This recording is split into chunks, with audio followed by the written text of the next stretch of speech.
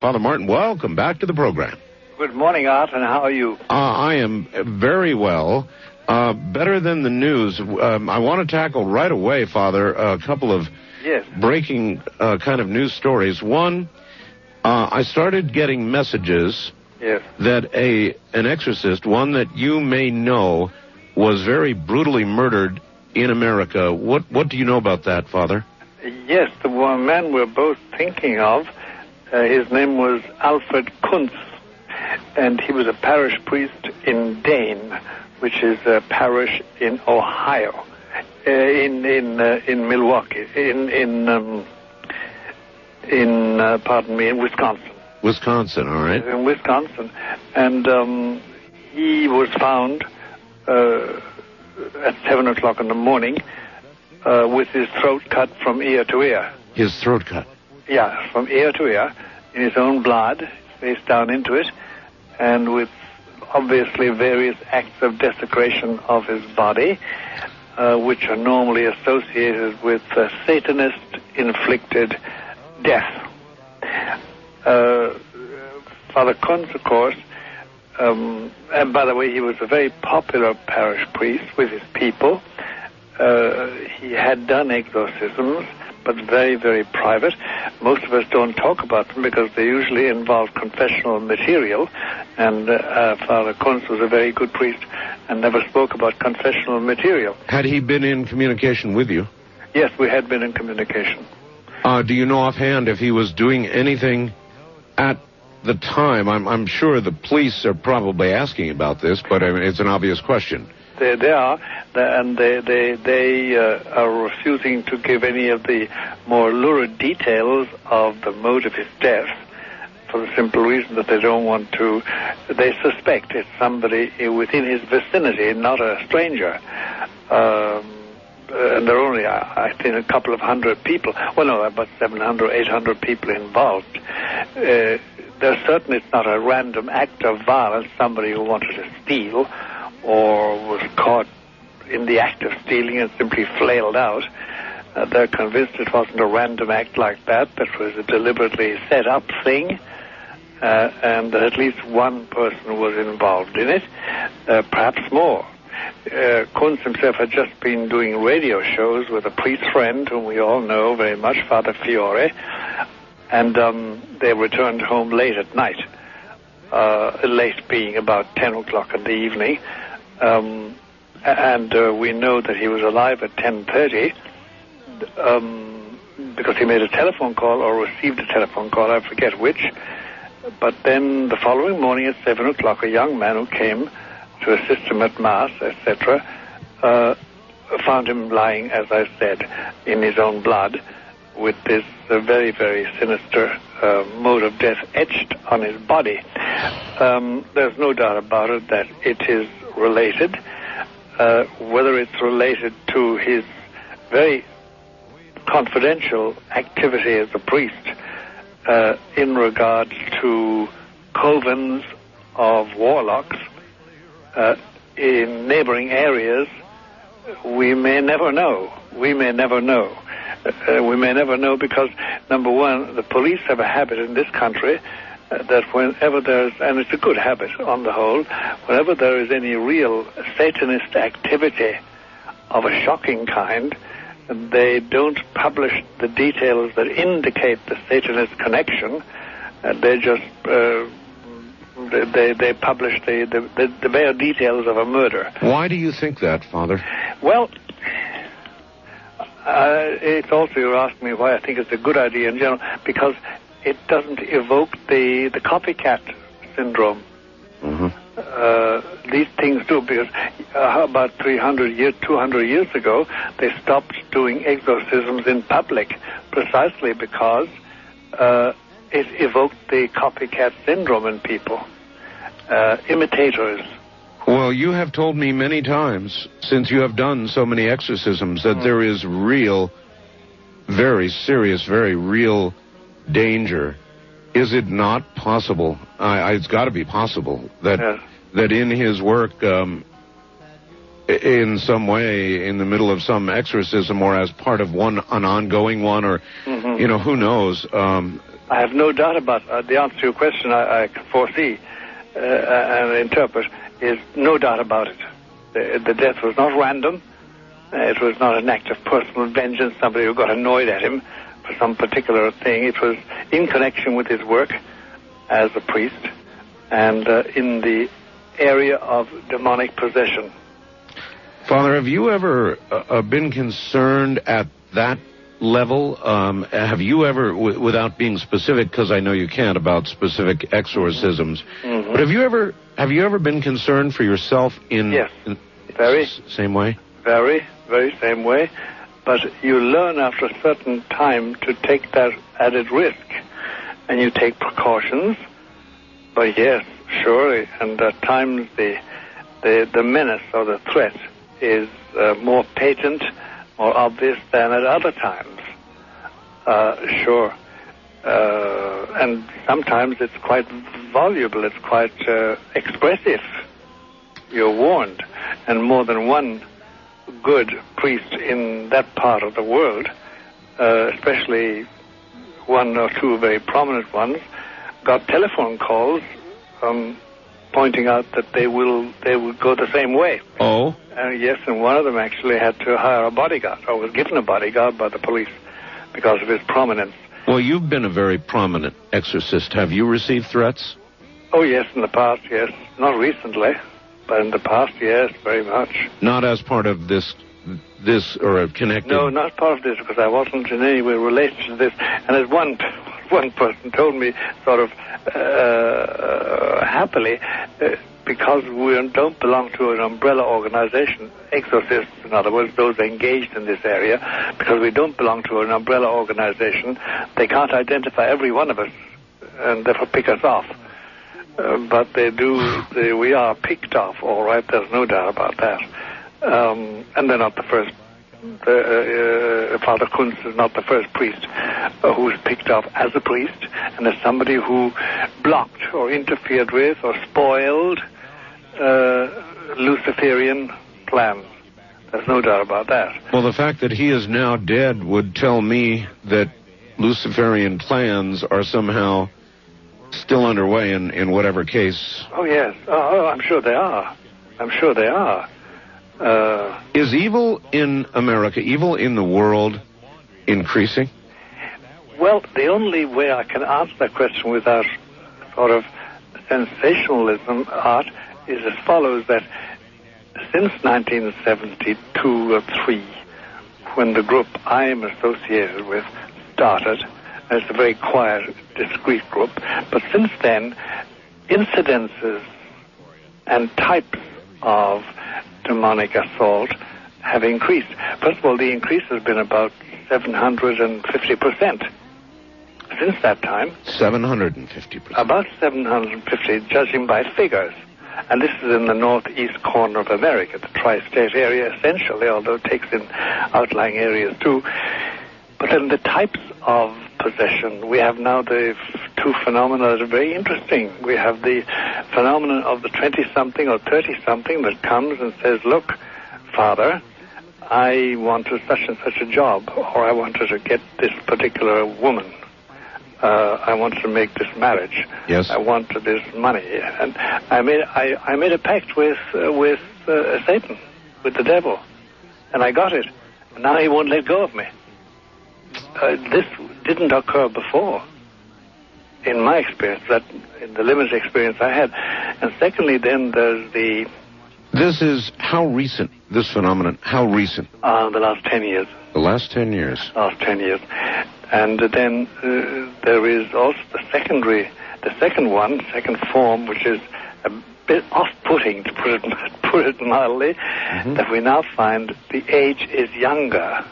We find children, those we would technically call children, 6 years old, who are obviously not merely obsessed, but on their way to full possession.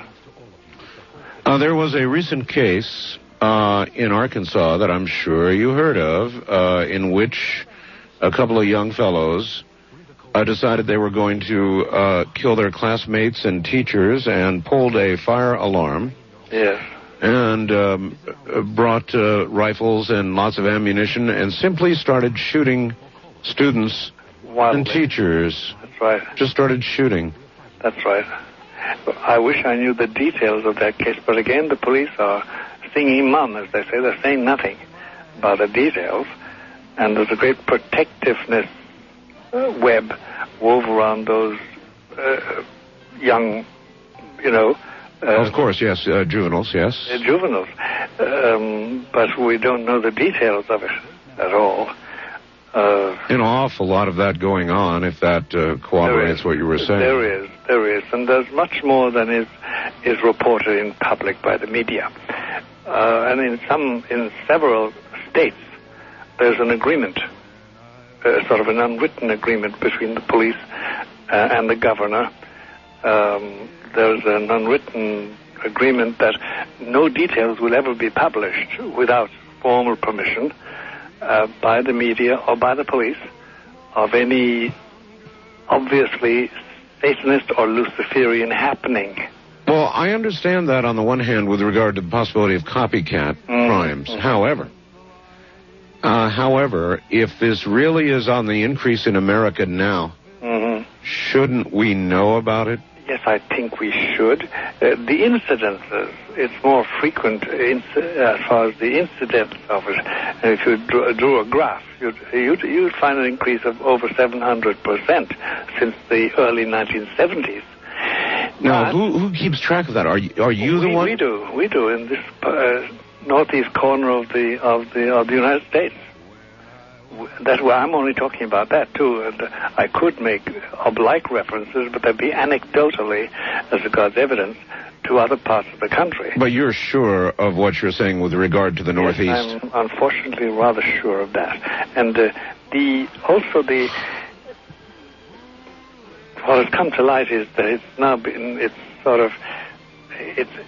is not so surprising for a lot of people that there are covens amongst the very educated class, architects, doctors, lawyers, priests, brokers, and the leisure class. These are people who have made pacts with the devil. That's right. It's really the best, the more accurate way of describing it would be that they have indulged themselves in the worship of the goat, of the prince, of the serpent, of Satan, of Lucifer, and they lead perfectly normal lives. They're jewel merchants. They travel. They're prominent in their own way, but they do have this indulgence. Father, here's a part of that I can never understand, that has never made sense to me, and that is, if somebody were to make a pact with the devil,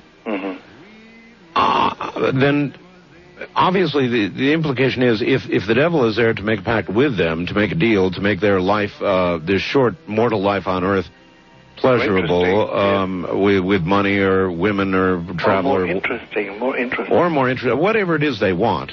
Yes. Then they are aware of the presence of the devil, and they are obviously aware then of the presence of God as well, and they nevertheless make a conscious, stupid, short-term, blind choice to take what they can get in this lifetime. And to embrace one, you must embrace the other. It's not like it's some wishy-washy person. I know you do.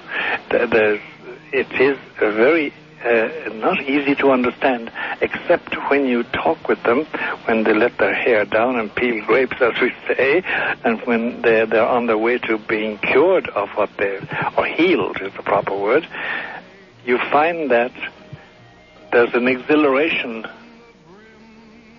and a satisfaction which is both sensual and sexual and mental when they really indulge in Luciferian worship.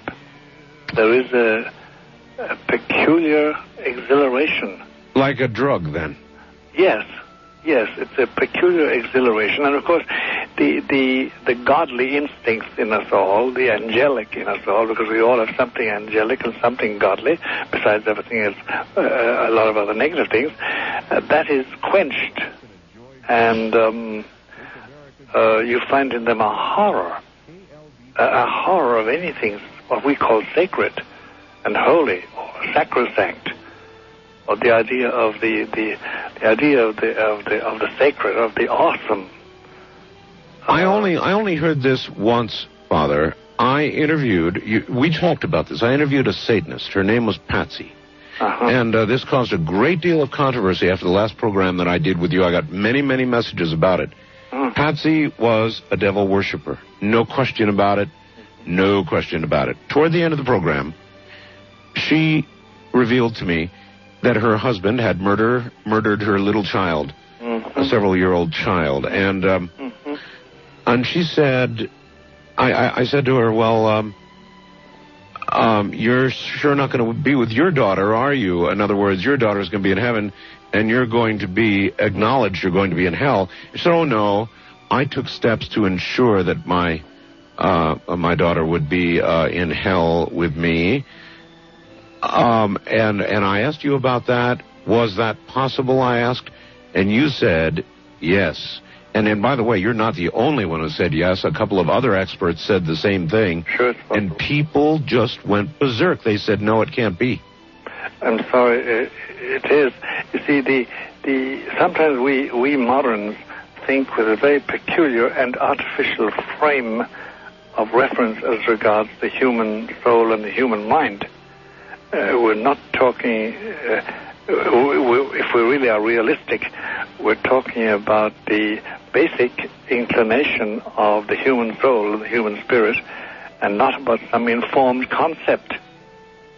So we are making these statements based on what our own frame of reference is. That's right. Exactly. Not what spiritual reality is. Exactly, and it's a frightening thing when you come across what we all know is called bad seed.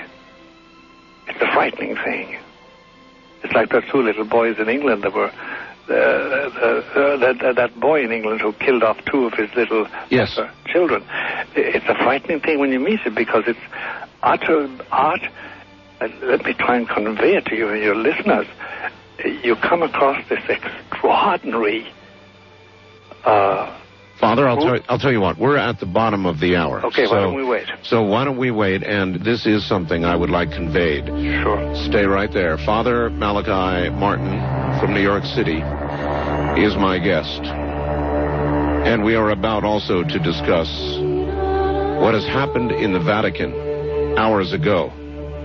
In all of man's living memory, there has not been murder in the Vatican until tonight. This is Coast to Coast AM.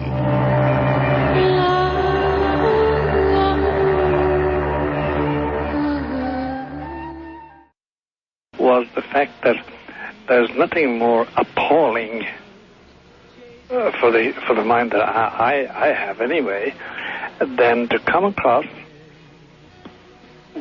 a person technically considered a child with the hard glare of consummate hatred and complete lack of the normal reactions of compassion and feeling and understanding. Right. And we do find that today, I was going to say increasingly, but there's a certain increase amongst the age group of 5 to 8. And that's a very disturbing thing. And it's impossible to say that it's developed by TV, by violence on TV, and that sort of business. We don't know.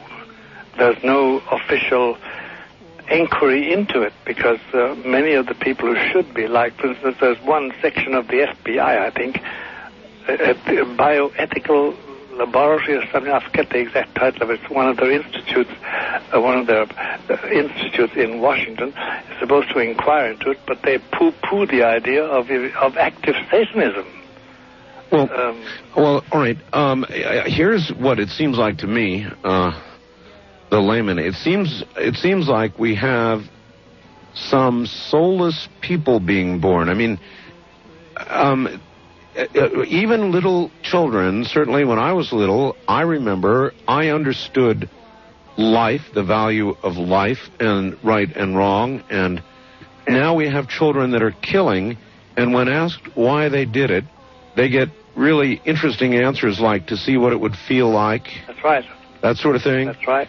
This is from what I would consider to be a soulless being. Either that or otherwise, you covered the ground, television, the rest of it. So then why? What's happening? Well, those of us who are engaged in the field of demonology always find finally the footprint of the goat, the footprint of Lucifer. And that is a very distinctive thing. Very distinctive thing. And what is disturbing is that many times young persons of this ilk are very brilliant mentally. They're not stupid. They're not dull. They're not yokels. They're not stupid. On the contrary, they're quite intelligent, outstrip their peers.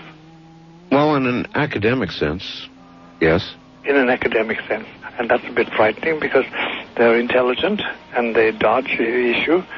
And the whole thing is very disturbing. And, of course, it goes back to the breakdown of the family as such in our population.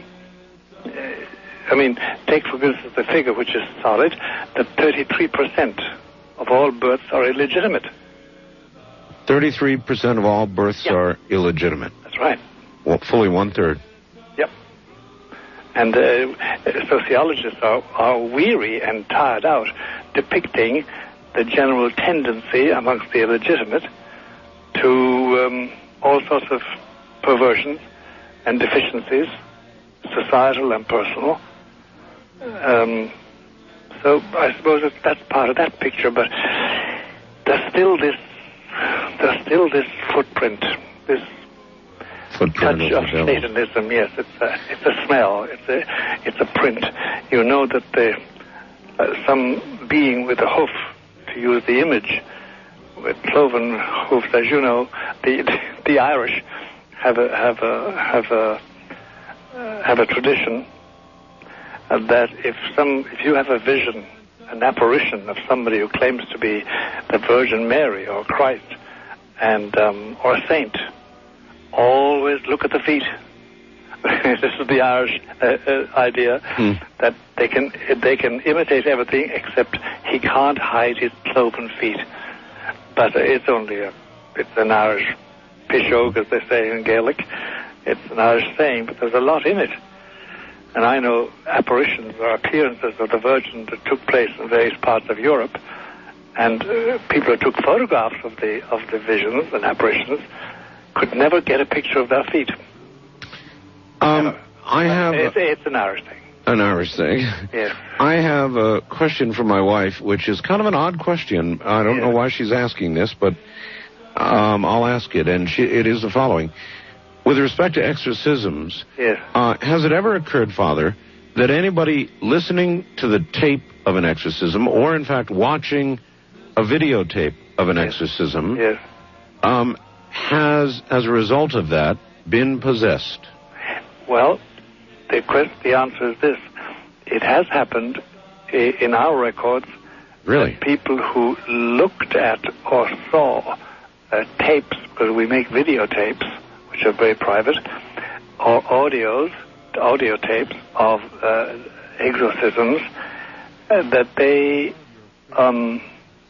rare enough anyway, that they went for a pact.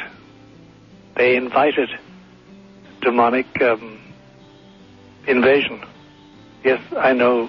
There's a lot of very weak people out there spiritually, and it's very exciting. I remember well being brought into a discussion about 10 years ago now in New York, in a very fashionable hotel, by people who wanted desperately to participate in a Satanist exorcism.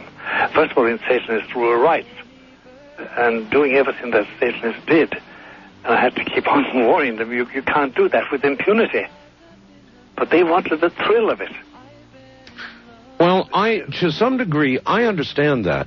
In other words, to view an exorcism, to see the presence of Satan, confirms the presence of God. And I know you need no such confirmation, but for many, it would be a confirmation of that kind. That's why I have a hard time understanding why those who have confirmed that Satan is as real as can be can choose that path. It's just unimaginable to me. Because one basic reason is that once you delve into it, once you tamper with it, it does infection. It gives power to that evil spirit, and you can't easily get out of it. There's infection. All right. You were advisor to two popes. That's right.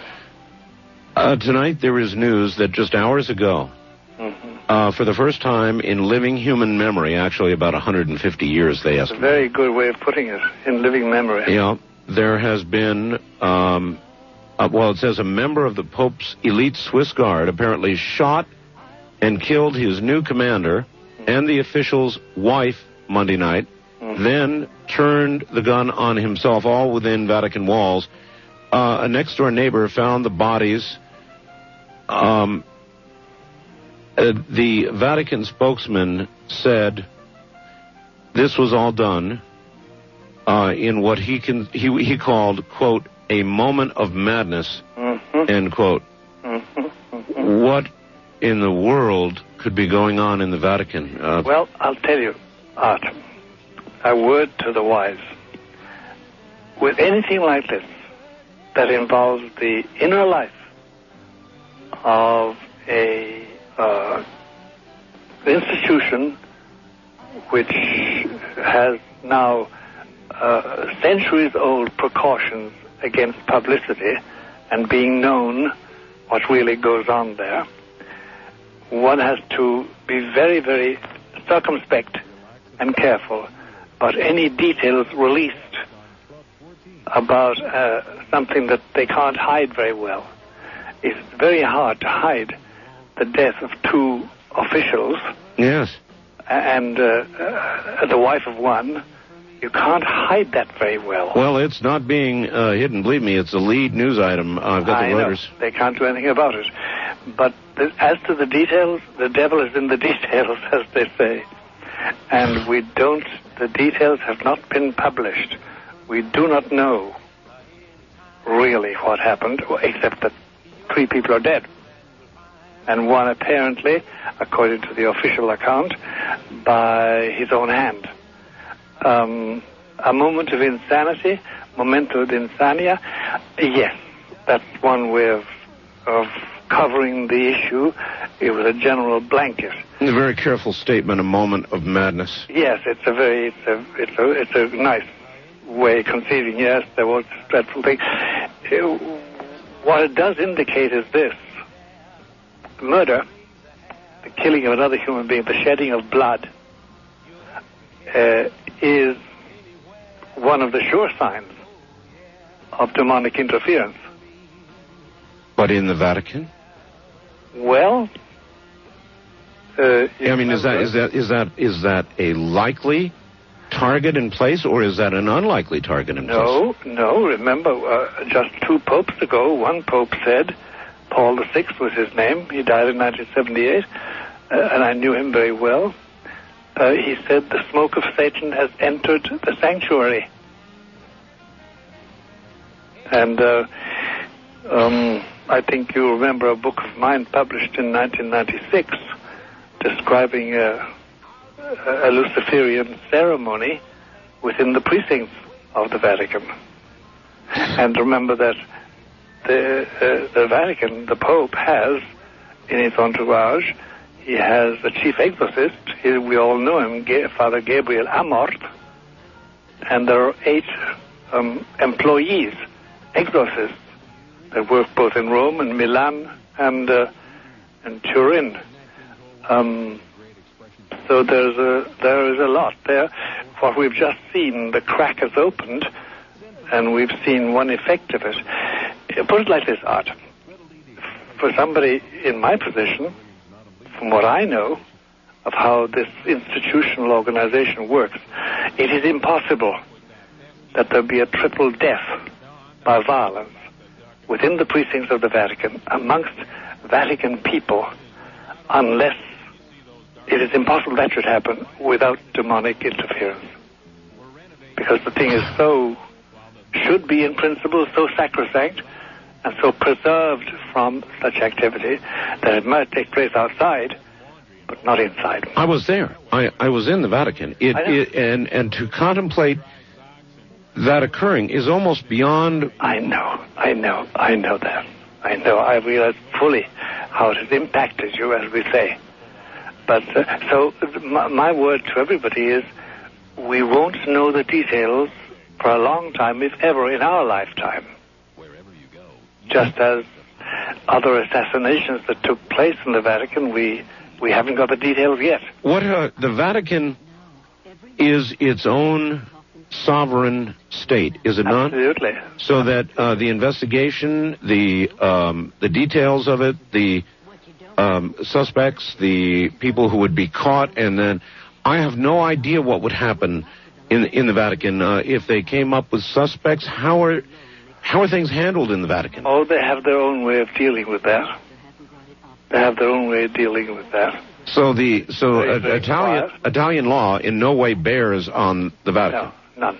Now, normally, let's take a banal example. If somebody is found inside in the Vatican Museum trying to make off with a valuable chalice or something, yes, they of course, put him in the Vatican prison, which they have, and they call in the police. And he's, a normal thing like that. And then they are turned over to Italian authorities. Yes, they are. Normal evil. Normal violation. Normal evil, yeah. Yes, normal. But anything which... really comes from deep within and betrays the presence betrays that footprint again. And this does. That's dealt with in camera and dealt with away from the prying eyes of the media and of the world. It's impossible for them to hide everything. And very early on in this incident, we all knew that something had happened, but the race in the various news media, the CNN, NBC, ABC, and CBS, to try and get some substance to what they were hearing was fantastic to watch. Of course, nothing came out because the Vatican has means of choking off everything. Well, the pressure on the Vatican from the media over this is going to be big. It is going to be big. And do you think they will just hold their silence? They will, but there's always the inevitable tipster, the inevitable sale of news. And that's what will probably happen. I would imagine that Catholics all over the world, which look to the Vatican spiritually, will want to know if their spiritual capital is under siege. That's right. And then, Art, there's another consideration which is painful for me anyway, because I'm a papist, as you know, in spite of the fact that I have my criticisms of the popes I've served with and popes I didn't serve with. And I have strong critiques of the present Holy Father, who is my pope. But I have strong critiques of him. But on another plane, this is a dreadful slap in the face to John Paul II. Because this happened under his watch. No matter how you cut it, he's the boss. He's in charge. So really it works in the Vatican like it works in Washington. Yes, it does. Good economic times, the president gets the credit. Bad economic times, the president gets the blame. Exactly. Oh, yes, it does. And you see, it does reflect on his administration. It does reflect on the spirit he has installed now for almost 20 years, as Pope. And a lot of us have been saying all along, for a long time, there is a spirit of secularization going on in John Paul II's Vatican, which makes possible such incidents as this, and other incidents too, which have not come to light. So it must be a cause of great anguish to John Paul II. I'm certain that is so, but you're saying even the what I would think of as relatively small moves, because it looked very non-secular when I was there. But these small moves would invite in the possibility, you're saying, of what has happened? Yes, they do. They do. The old Italian saying, which I can't quote any longer in the Italian because I forget it, is that any crack in the wall and the wisp of Satan enters, the wisp of evil enters. And there is a process a gentle process. The intention is ecumenical. The intention is to be like the rest of the world. The intention is not to be so remote. But there is has been a tendency in the pontificate of John Paul II to be so accommodating. Let me give you one example. No pope, believe you me, Art, no pope of the 263 popes before him would have sat down with the leader of the voodoo priests of Haiti, which he did. He did. And he said to them, look, Father Maurice, I think Maurice was the name of the head of the voodoo expert priest in Haiti, look, we are interested in your religion and you should be interested in our religion. I mean, that is something which is unheard of in Catholic tradition. Or John Paul II himself has gone to a secret island off the Madagascar Republic, where he drank from the sacred water, from the sacred fountain of the god, of the local god worshipped. That is, or he sat in a phallus-shaped chair in India and had the mark of Kali put on his forehead. Oh, my God. Father, hold on. That is something which, violates... Listen, are you suggesting that the present Pope may himself be under... No, I'm suggesting that he has drawn on himself demonic attention which he could have avoided. All right, Father Malachi Martin, hold it right there. That's plenty, thank you, to digest for the moment. From the high desert, this is Coast to Coast AM.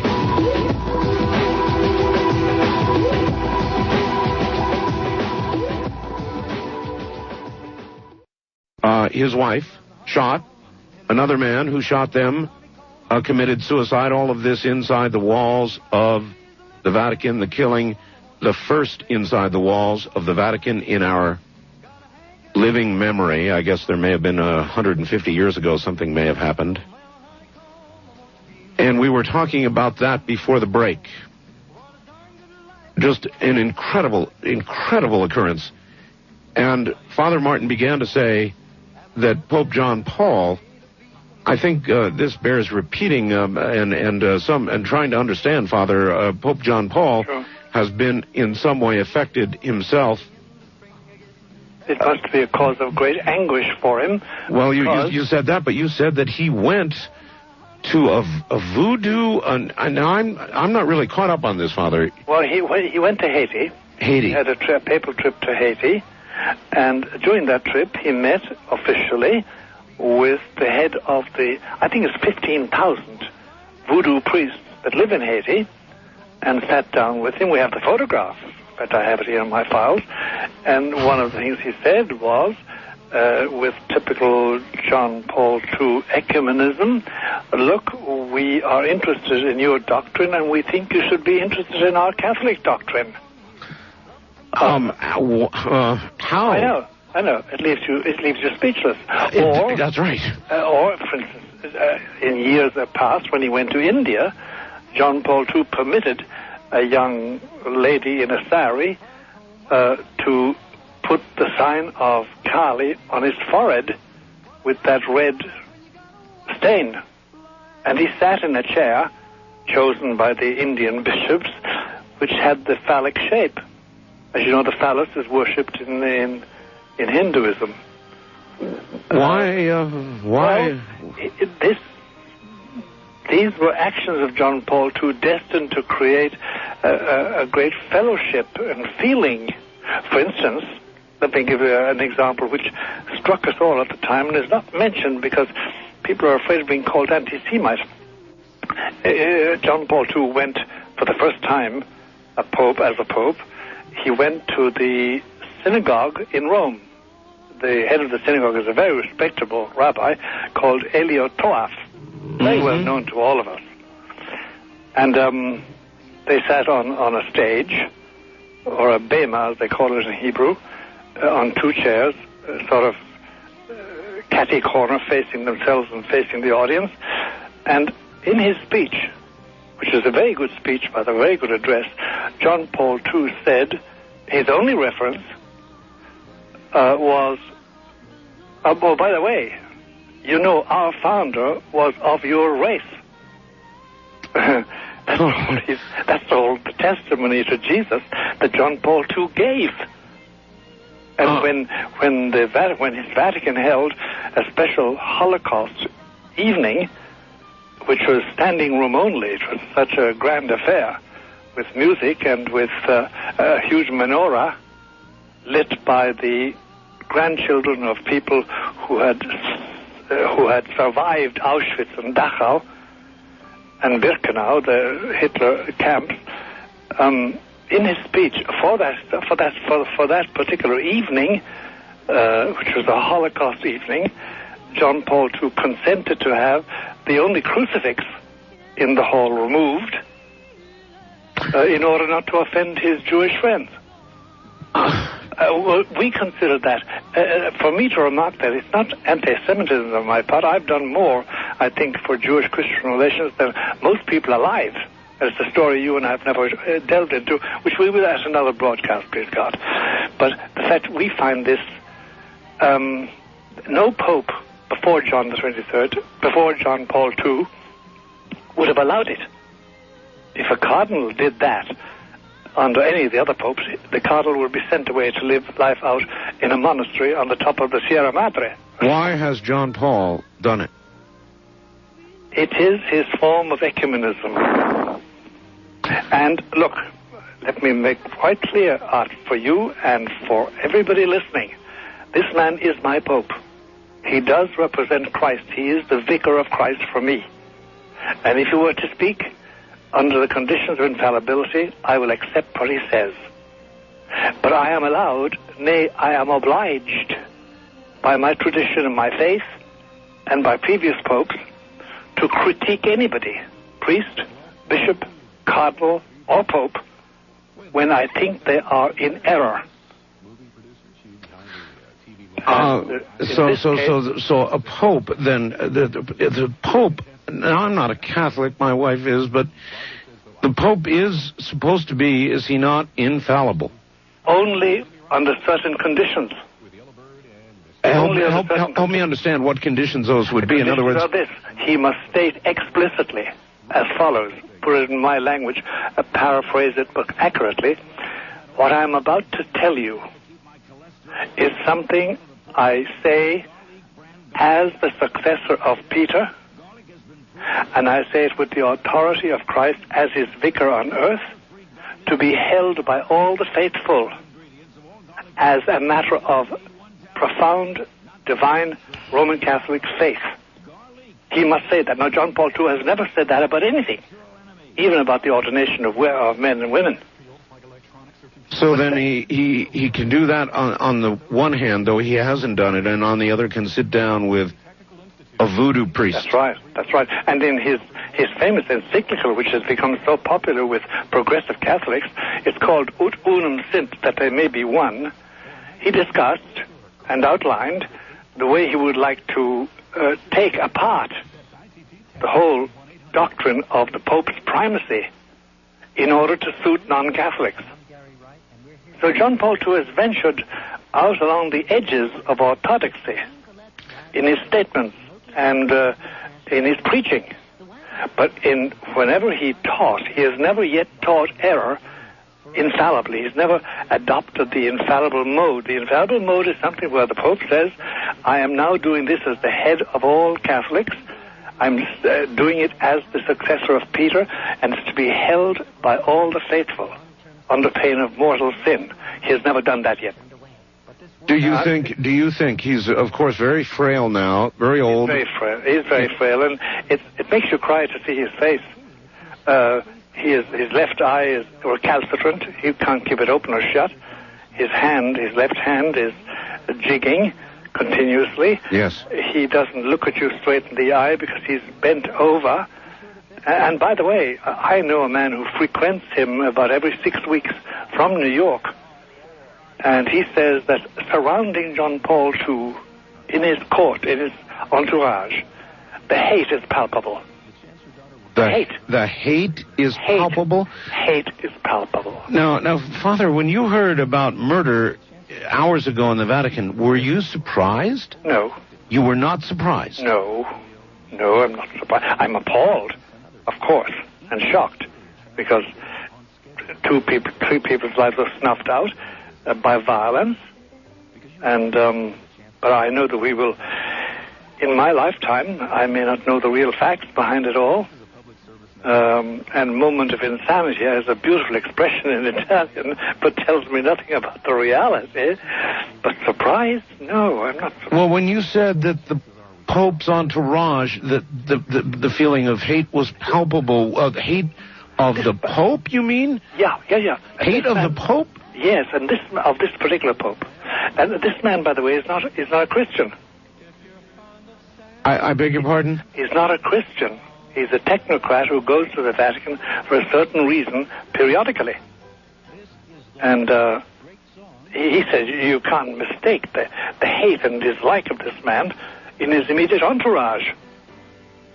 And so John Paul II is a pathetic figure, really. He lives with this night and day. There is no mercy for him. There is no compassion for him in his normal entourage. And he's spurned by the Patriarch of Constantinople, and he's laughed at by the Patriarch of Moscow, and he's let down by his cardinals and his bishops. He's an outcast, this Pope, and it makes me cry to know what he's going through. And yet, he has done things which we must criticize and will criticize in all trust and belief that he is our Pope, but has made mistakes.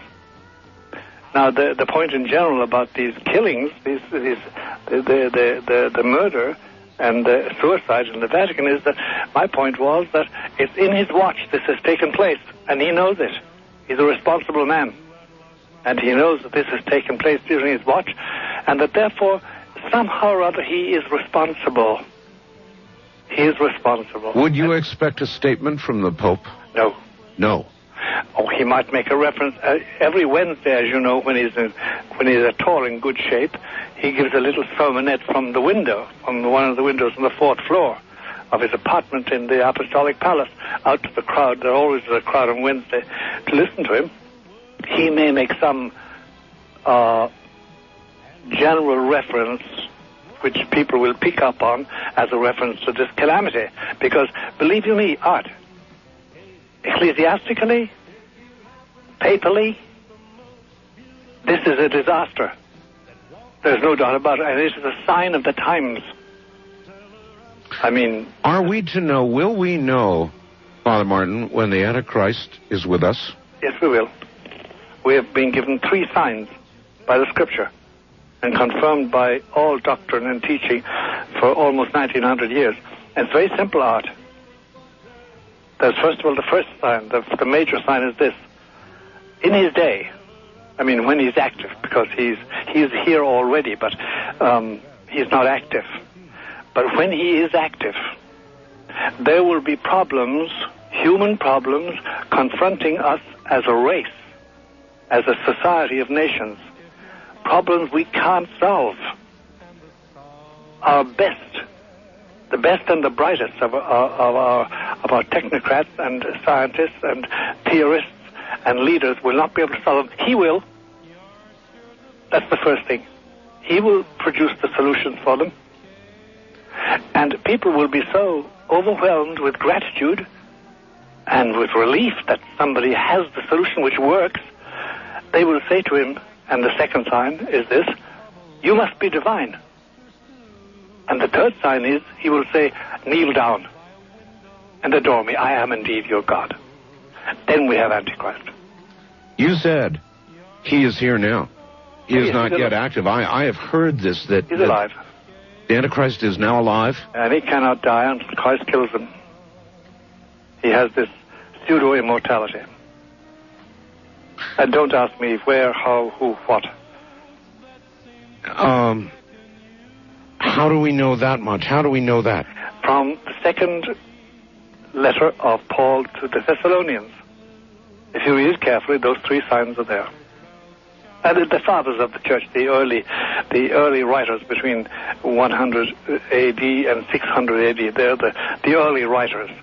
The two Gregories of Nyssa and Nazianzus and St. Basil, all those who wrote the Origin, the fathers of the church, the basic writers, they all agreed on the character and the signs of the Antichrist appearance. There are those, my listeners, many of whom believe that the signs are all around us now. The children, the blank-eyed killers, the soulless killers. I know. That's the killing of exorcists, the ritual murdering of exorcists, murder in the Vatican, just to name a few of the more recent within hours. But there are people who will say, these are signs that he is with us now. Yes, there are signs that he is with us now, but the reign of Antichrist will be very, very signal, very clear. And the only source we have is that second letter of Paul to the Thessalonians and those three signs. And he has not yet started his operation.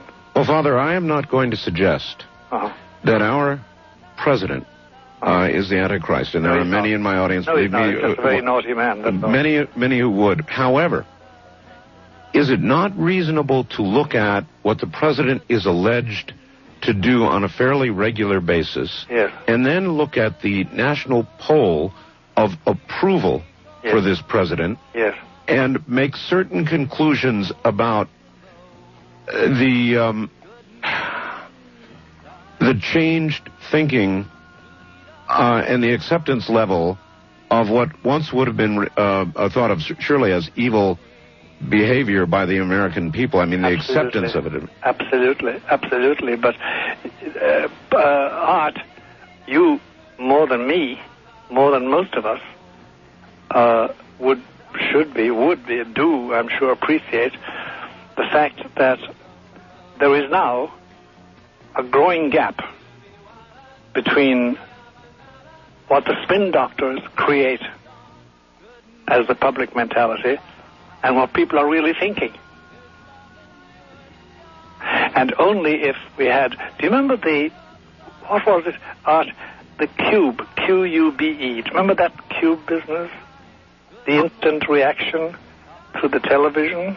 I do, yes. Remember that? Yes. Well, there's a very good reason why they would never install that. It was instantaneous, and it was done by computer, and if they put that in, and every one of the 40 million Americans, or roughly the adults amongst them anyway, yes, were able to vote, I bet you the polls would be totally different about President Clinton and everything else. Well, they might be. Father, hold on. We're at the bottom of the hour. My guest is the exorcist, Father Malachi Martin from New York City. This is Coast to Coast AM.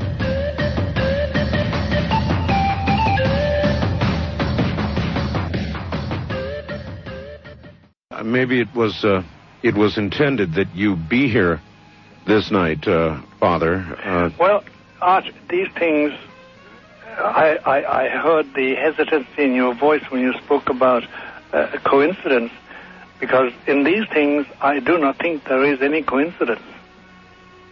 Yeah, I'm beginning to believe that myself. There's a certain providence over things, and you and I originally were supposed to talk about 2 weeks ago, but we had to put that off for one reason or another, and we happened to latch on to tonight when these two things have come to a head, and other things have come to a head in the meantime too. Before we leave the subject of the Pope and what has occurred tonight, Dan in Chicago asks the following. Yes. Please, if you can, tell us who are the advisors, that's in quotes, that recommended the Pope was safe to mingle with the darkness that is voodoo. I know it sounds like I'm being suspicious, but I just don't think these actions would be entered into without counsel. This could easily be the result of being too trusting with those nearest to him. That's right.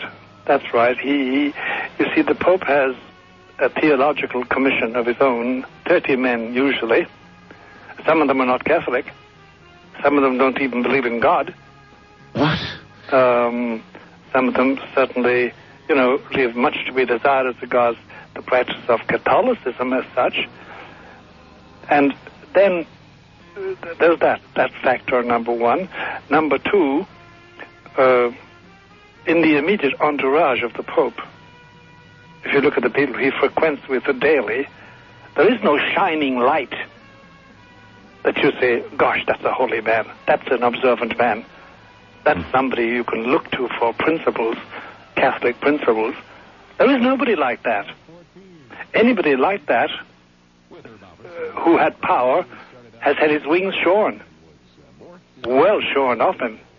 And I remember talking to one of them recently, face to face, and he said, look, as a cardinal, what can I do?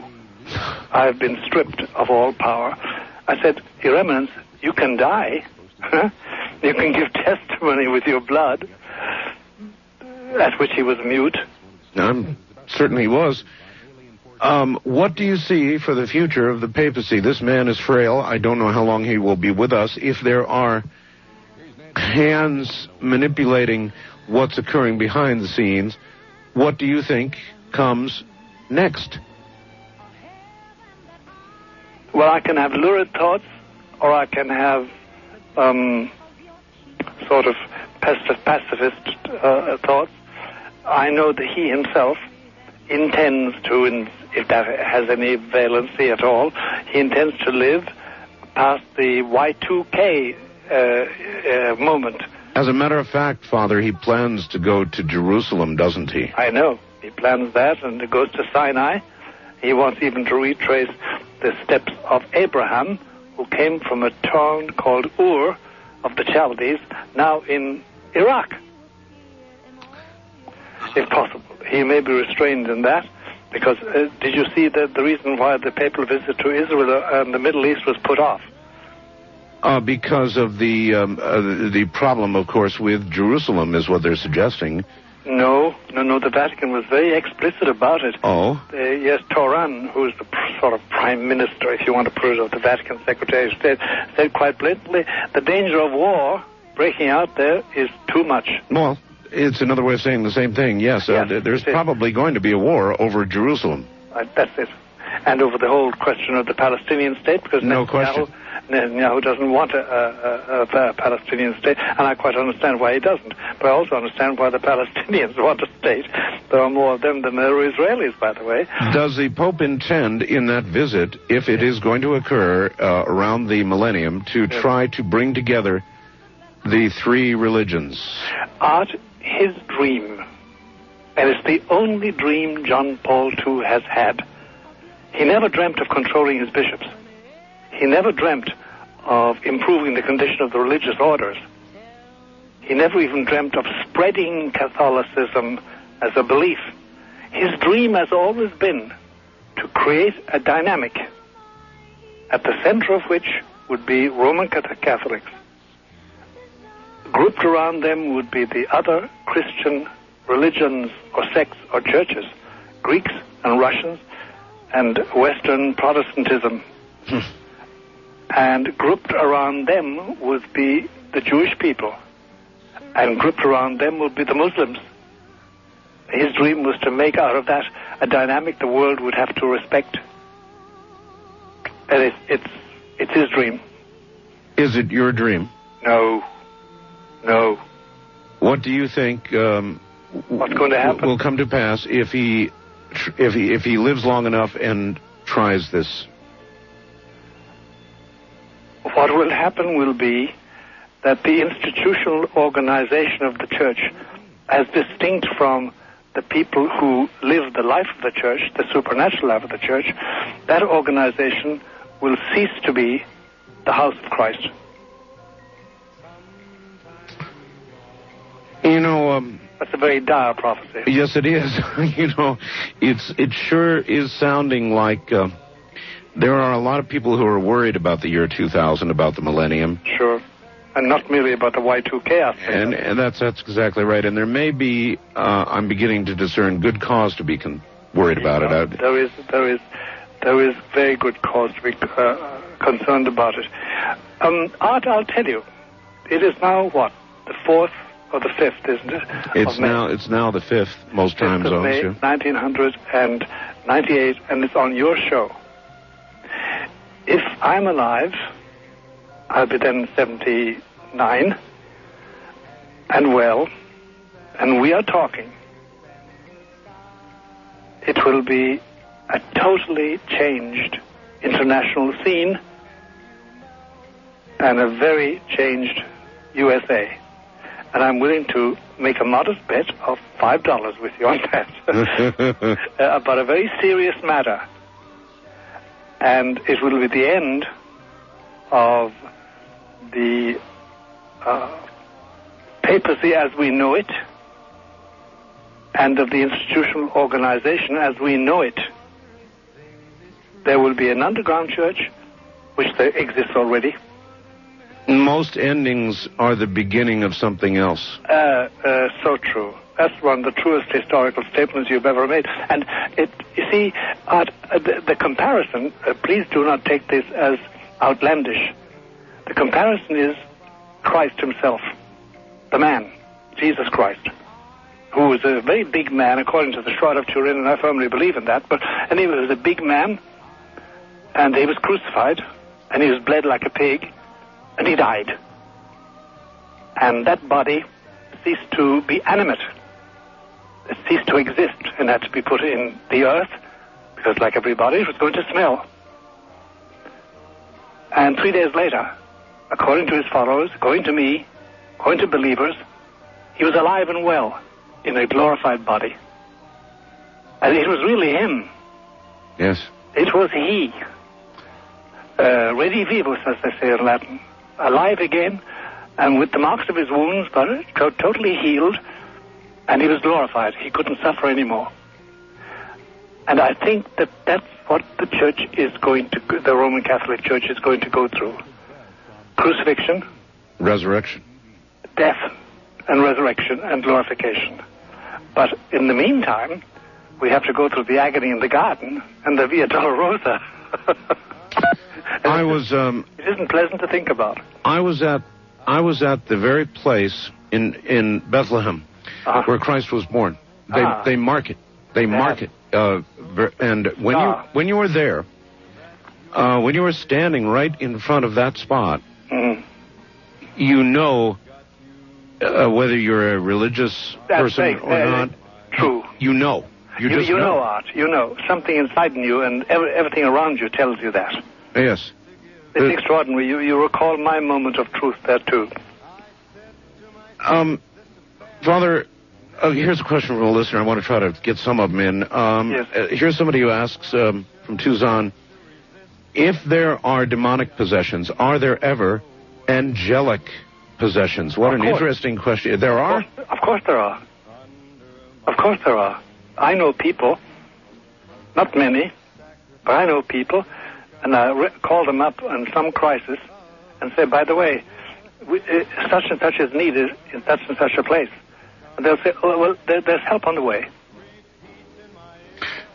And they've talked with their angel, and they live with them.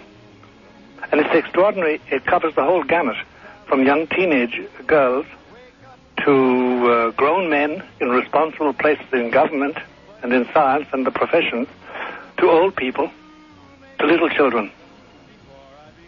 It runs the gamut. Yes, there are, because the thrill of the demonic, there's always that. I keep using that word because that's what attracts its adherents. Outweighs danger. And then we have a show, there's a series of films on television about the angels And, of course, it's a travesty of what an angel really is. And angelic behavior and appointments are treated like, I don't know, in a very, very non-angelic way. Is there a war going on? Yes, there is. There's a war every day. And whether you like it or not, we are all in it. And it starts in your heart. And it's with your hands and your feet and your body and your sexuality and your mind. And it's with everybody you meet. I would like to read for you, Father, something sent by Dr. Richard Boylan, and it is on the Internet worldwide right now. Monsignor Balducci, a Vatican theologian, insider close to the Pope, has gone on national Italian television 5 times in recent months to proclaim that extraterrestrial contact is a real phenomenon. He announced that the Vatican is receiving much information about extraterrestrials and their contacts with humans from its embassies in various countries such as Mexico, Chile, Venezuela, and more. Monsignor Balducci said that he is on a Vatican commission looking into extraterrestrial encounters and how to cope with the emerging general realization of extraterrestrial contact. He provided the Catholic Church's analysis of extraterrestrials, emphasizing that extraterrestrial encounters, quote, are not, in capitals, demonic, and are not due to psychological impairment, and are not a case of entity attachment, but these encounters deserve to be studied carefully, end quote. What can you tell me about this? Well, Monsignore Corrado Balducci is now, I think he may be my age, in the 70s. Yes, sir. I think, what I can find out. He's not a blowhard.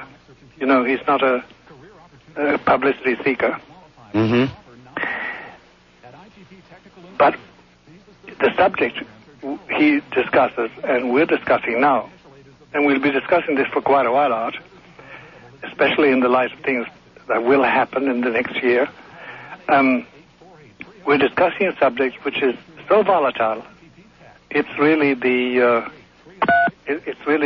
source. Oh, you hit a touchstone there, Father. With my ear. I'm sorry. Pardon me, and everybody listening, please pardon me.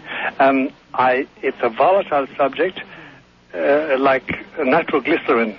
It's ready to explode, because here's the central nub, which Corrado Balducci and everybody faces, is this. Until the relevant governments, and I realize I'm walking on thin ice here. Thin ice, indeed. Thin ice of security. Security. National security and international security. Yes. So I've got to be very careful. And Corrado Balducci, I hope, should be careful too. Until the relevant governments, and it's not merely the government of the U.S., but other governments, are willing to put in public the facts about what they consider extraterrestrial activity, it is impossible to make sensible statements that make sense, statements that make sense.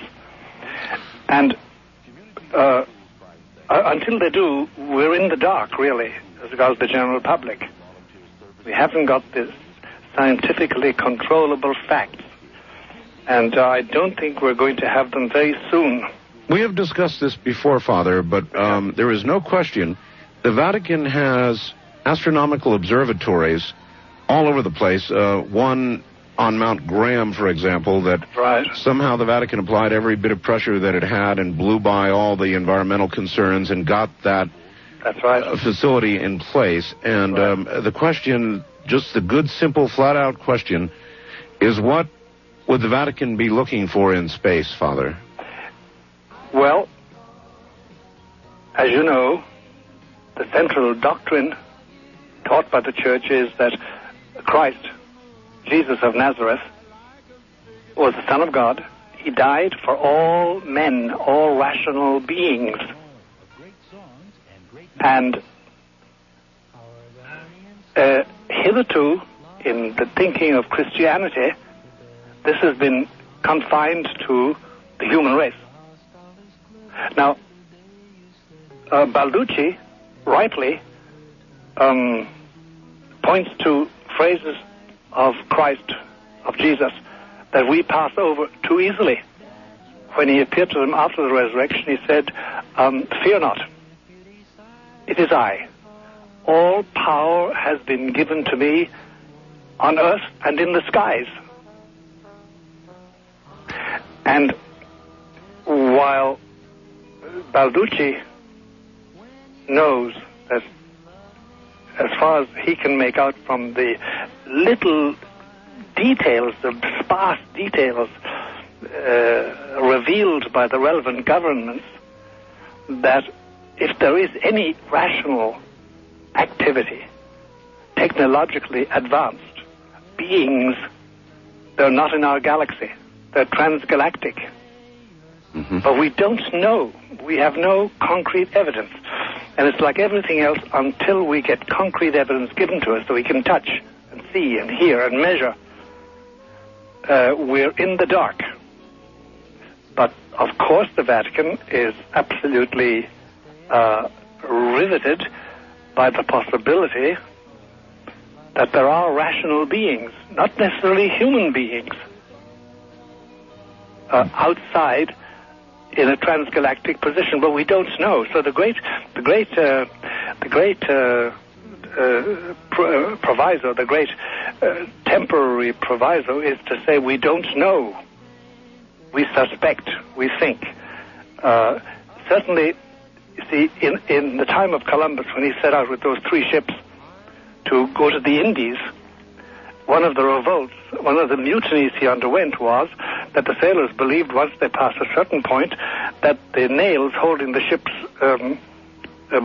planks would fall apart. That's right. It would disintegrate. Right. And they also had, we now know, the medieval myths about the men in Tibet, the 3-headed men and the 4-headed lions and the 5-tailed, 5-foot dogs, etc., which were all mythical creatures. And so a lot of people are inclined to say, now all this blather, all this talk about extraterrestrials is really, it's tricks of the demon. No, that's not rational thinking at all. You're saying it is rational to conclude there is life out there, and obviously that's why they're looking for it? It is rational to say that there is such secrecy about what is known by authoritative government centers that we have to wait and see. All right, Father, hold it right there. Sure. Good long break. We'll be back from the high desert. This is Coast to Coast AM.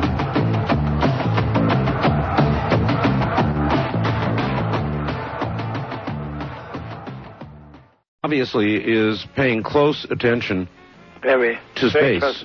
Very close attention. And they are looking, I suspect, for something other than the rings around Saturn. Yes. Look, Art, put it like this. If, perchance, I say now, it's an if, it's a hypothesis. All right, Art? So I go on this because it's a very ominous statement. If the relevant governments, I stress this fact, the relevant governments were to submit to worldwide inspection and knowledge any facts proving the existence of rational beings, not necessarily humans, of rational beings outside our galaxy, this would be a crisis for the Roman Catholic Church like no other crisis in its 2,000-year history. I have always presumed that myself, Father. It would be a crisis of gigantic proportions. Look, let me give you a shadowy parallel to it. When Columbus did get to the Indies, namely get to the New World, and he brought back the news, and things had to go slowly in those days. Carrier pigeons couldn't do it, and they had no telegraphs. But when they came back to Europe, that there had been millions but millions of human beings who never heard of the gospel, who never heard of Calvary, or of Jesus, or of the church. Theologians were stumped in the beginning. And they started a discussion, which is still going on, by the way, which in Latin was always called De Salute Gentium, about the salvation of the peoples outside the church, outside of Europe, which was considered to be totally Christianized. As St. Thomas himself, for instance, says that it's possible that Homo Silvestris, a man living in a forest in Dalmatia, possibly hadn't heard of the church, but all human beings had heard of the church. And suddenly they find out there have been millions, perhaps billions, of human beings that never heard about the church and were never baptized. Yes. The crisis was huge in theology and started a whole new thought in Christian theology, which is still going on. Now, if we find out there are beings, not necessarily human again, technologically advanced, beyond where we are. And they don't come down already knowing of the Word of God. They don't know a thing about it. Supposing have they got souls? Were they saved by Christ? Must we convert them? Must we preach the gospel? Must we explain the Bible to them? We don't know. And the churchmen are totally unprepared for it. They're too busy fooling around with enneagrams and a lot of garbage of that kind. But serious theology, and remark, Art, it is I who say it, and I'm paid to know it. In the church today, in the Roman Catholic Church, there is no dominant school of philosophy or theology worthy of the name. There is no theological development, no philosophical development. Just a potpourri of modernism and of phenomenology. Well, let me give you something that might fit right into that category. I interviewed a brilliant man, I don't know, a week ago, I think, 2 weeks ago. His name is Matthew Alper. Matthew Alper. Alper, A-L-P-E-R, and he wrote a book called The God Part of the Brain. And it is his contention that mortal beings, we are here for 70, 80, 90, 100 years, not long, that our brain, in defense of the entire concept of death, the brain actually developed in its own defense what he calls the God part of the brain, which compels those who are very much afraid of death to believe in something. To believe in anything, that even when you go and you examine the tribes that have not been touched by humanity, if it isn't God, they do worship something, and it is his contention that it is a natural part of evolution.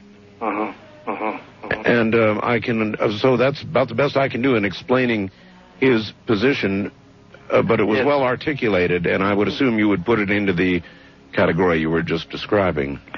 Yes. Anyway, I being a Roman Catholic, I firmly believe that without divine grace, which is not at all produced by anything human, by any endocrinological development, or by any neurological development in man, in a human being, but it's totally gratuitous from beyond the stars and beyond this visible cosmos, and straight from the heart of God to people he has said he loves so much that he sent his son to be with them, to be one of them. I believe that's the Roman Catholic position on the whole point. And while there's no doubt about it that if one adopts the theory of evolution to some degree, it's so rickety nowadays that one is inclined to sort of stand back from it, like a bag of bones that suddenly is collapsing. But really, between you and me and the Holy Spirit. But if in the evolutionary mentality, as a hypothesis, because it's only that and still remains that, then I suppose we could talk about neurological and endocrinological developments from primitive man down to the present moment. But there is that chasm, Art, that chasm between me and the divinity, which is utterly unknowable and awesome and I can never have it, and I desire it. I see its reflection in the beauty of this world, of beautiful people and beautiful things, but I can't have it of myself. I have no power. I must depend on this God bending down in the midnight of my human misery and saying, I lift you up to my level because I love you. That's the Christian message. And doubtless there have been evolutionary trends, although sometimes I come from Ireland, you know, and sometimes I must say, because I can being Irish, I can say the following: some of the people I used to know in Ireland certainly seem to have missed out on evolution of the brain to a certain degree. All right. But nobody else but an Irishman could say that about Irish people. Otherwise there'd be a revolution. Right. Yeah, that's right. Let's take some phone calls. Sure. East of the Rockies, you're on the air with Father Malachi Martin. Hi. Hello, this is Michael in Lincoln, Nebraska. I have a question for you, Father. Michael, how are you? I'm fine, sir. Thank you. There was a big controversy a while back. It was in the magazines and stuff about the Pope coming out and saying that Mary is co-redemptor with Christ. Yes, he's not going to do that. Now, I was going to ask you, what is your personal opinion? Do you think that Mary is co-redemptor with Christ? No, I don't think. Christ is the sole Redeemer. Okay. But the position she occupied during his life, and the position she's occupied amongst Catholics anyway since then, and in early Christianity until the Lutheran Revolution, or revolt, I should say, really, in the 16th century, was that through her you reached her son. It's very easy, once you know the mother, to get the son to do things. But that he is the sole Redemptor. There's no doubt about that. Okay, now you're saying if you get to know the mother, then you'll get to know him. So are you saying that if we pray to Mary, Mary and the saints can answer our prayers? Oh, yes, they can. Of course they can. That's why, for instance... Now, in my Bible, I'm sorry, sir, but in my Bible it says that there's only one mediator between God and man, and that's right. That's Christ, and he's the mediator. He mediated between Mary and God got her the grace she got.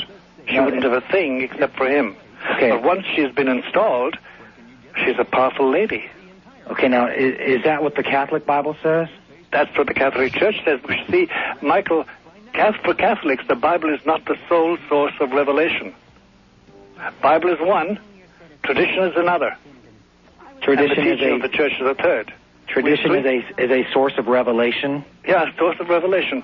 You see, the Catholics hold that every apostle, until the death of the last apostle, there was a continual revelation going on, which is not confined to books. It went into tradition, to actions, to customs started by the apostles all over the then known world. And those, you see, the Bible nowhere says that the Bible is the only source of revelation. It's an extraordinary, embarrassing thing to fling at non-Catholics, but the Bible nowhere says, I am the sole source of revelation. Nowhere says it. That was an assumption made by the Protestant revolt. He's got a good point, doesn't he? I mean, but the Bible says that the Word, the written Word, the Logos, is God. Well, the Logos in that case is Christ. Yes. Logos, he is the Word. And what we mean by that, at least Catholics mean by it, is that Christ is God's expression of himself. Because, see, Michael, in God in himself is unknowable. I can never know God in himself. I can only know him in Christ. Yes, he's the Logos. He's the Word, the Verbum. Right. He's the mediator. Yes, he is everything, and he's the only friend we have in time and in eternity. You know, he's the only one who finally can give me light and give me consolation and finally give me immortal life, which I yearn for and I lust after, but I can't get by my own self. Right. All right, caller, thank you very much. Father? Yes? You are familiar with the current science of cloning, aren't you? Yes, I am. There are many scientists who are now saying that they have cloned Dolly, they have cloned other animals. And I'm sure they're cloning people. I'm sure. Are you aware that there are stories now suggesting that blood has been recovered from the Shroud of Turin? Yes, I know they say that. I don't know. I want to ask Captain Jackson, isn't that his name? Is the Army, the Air Force man who has gone into all that. I should talk with him one of these days. They say they have recovered that blood. Yes. With blood, there would be DNA. Obviously. With DNA, there would be the possibility of cloning. And while it might be an unusual way to consider the second coming of Christ. Yes, I get you. I get the picture. Yes. They're talking of it, Father. They are. Well, there's one difficulty in the way, Art, and it's this, for me anyway. It's this, that even twins, identical twins, with all these similarities and common instincts, they're distinct personalities. They're always distinct. And there's a marvelous study of twins that were separated at birth and then brought together in adult life. Yes. Which brings out this very clearly, that there is they have a common heredity. Yes. They marry the same type of woman. Yes. They're bald in the same way. Yes. Their pubic hair is the same, and their height and girth and their inclinations. But they have distinct personalities. They're very distinct personae. And the wife of one twin couldn't be attached to his twin. But is it not possible to imagine that with the miracles that Christ performed, yes, if they get intact DNA, they will discover a difference in the DNA of Christ? I'm sure they will find a distinction, a difference. I'm sure they will, because... Wouldn't it kind of be the final irony, Father, if the scientists were the ones to propagate the second coming? It would. But it seems to be highly improbable to me, but mentally, logically, scientifically, apart from revelation and the unicity of Christ, I must say yes. From that perspective, it seems possible. From the point of view of revelation and Christ's unicity, his unique position, it will never take place. But that's where faith steps in. Well, there may be surprises that lay ahead. There may well be. And the churchmen have to face them, and that's why there's a general closure, or really lip-sealing, lip-zipping amongst responsible churchmen in Rome and elsewhere about transgalactic beings. But they won't take refuge in saying that it's demonic playthings, it's the devil playing with our senses to deceive us. Yes, they seem to be moving away from that. Yes, anyway, it's not sensible, because, by the way, in the whole history of demonology and Luciferian interference with human beings, there's no parallel to that, except unless you go to Goethe's Faust, in which you have his descriptions of the witches' Sabbath on their brooms, but that's all fantasy. All right. West of the Rockies, you're on the air with Father Malachi Martin. Hello. Hello. Hello, where are you? This is Zip from Juneau, and I have two quick questions for your guest. Oh, Juneau, Alaska, the wet capital of Alaska. Yes, sir. It does rain here quite a bit. Well, rain, we're all... By the way, we're 79% water, and the rest is love, so don't run down water. Well, I'm not going to call to talk about Bible or beliefs. I know where you stand on that, and I've accepted Christ in my heart, and I know when I die, I know where I'm going. So what I wanted to ask you, sir, was have you ever considered that UFOs might be the mythology of the 20th century, seeing how each civilization, when it's reached its pinnacle before it fell, it always had created its belief system around its technology, and since our God is our technology, wouldn't it be, just same to assume that we would create gods and its messengers in the image of technology? Yes, I have thought of it as that, but in that I put the Star Trek series, and a lot of the science fiction, that it is a created mythology based on our technological advances, yes, as a mythology. But jeepers weepers, pardon my language, Art, what a poor mythology compared to Greek and Roman and Indian mythology. The richness of that mythology, the lessons for human beings, even in the myths of the Greek gods and legends, there's such lessons about human moral behavior and human behavior as such.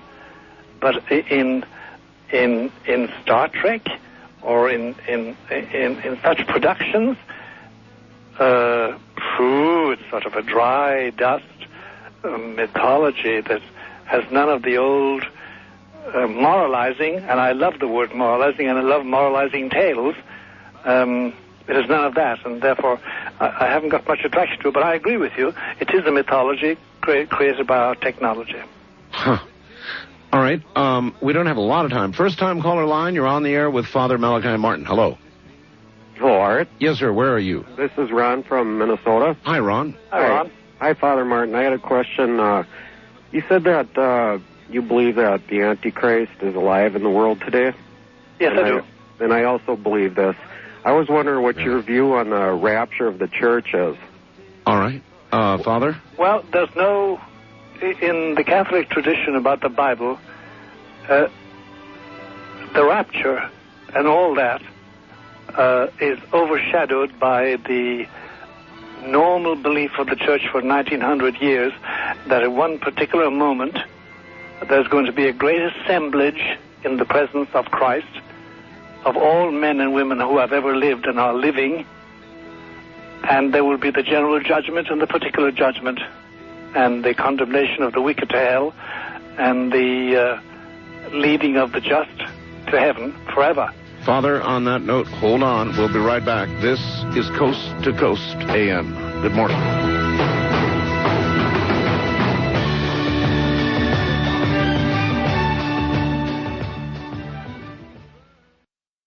Art, Father Martin talked of persons perfectly possessed by the devil. Yes. You can ignore this question, Father, if you wish. In the opinion of Father Martin, is Bill Clinton perfectly possessed? No comment. I had a feeling that you might say that. All right, let's go back to the lines. First time caller line, you're on the air with Father Malachi Martin. Hello? Hello there. Yes, this is Annie from Valencia, California. Yes, Annie. Father, I have a couple of questions for you. The first one being, do you know Dr. Charles Stinson? Dr. Charles whom? Stinson. Stinson? No, I don't. Out of Dartmouth? No, I don't, ma'am. Okay. Another question I had was, I understand that you were a former Jesuit. That's right, I was for 25 years. And what order are you in now? I'm not in any order. I belong to a bishop, and I write books and go on radio and TV. Right. Okay. And that's when I'm 77, retired in that sense, but not retired in the active sense. Right. You're still a priest. Oh, I say Mass every day. Right. Okay. I had another question that I thought of, and I wondered if you could shed a little light on this. The underground city. The underground church or the underground? No, city. The underground city in or near Rome. Are you referring to the catacombs below the Vatican? No, I'm talking about an underground city that is actually in place now for the New World Order.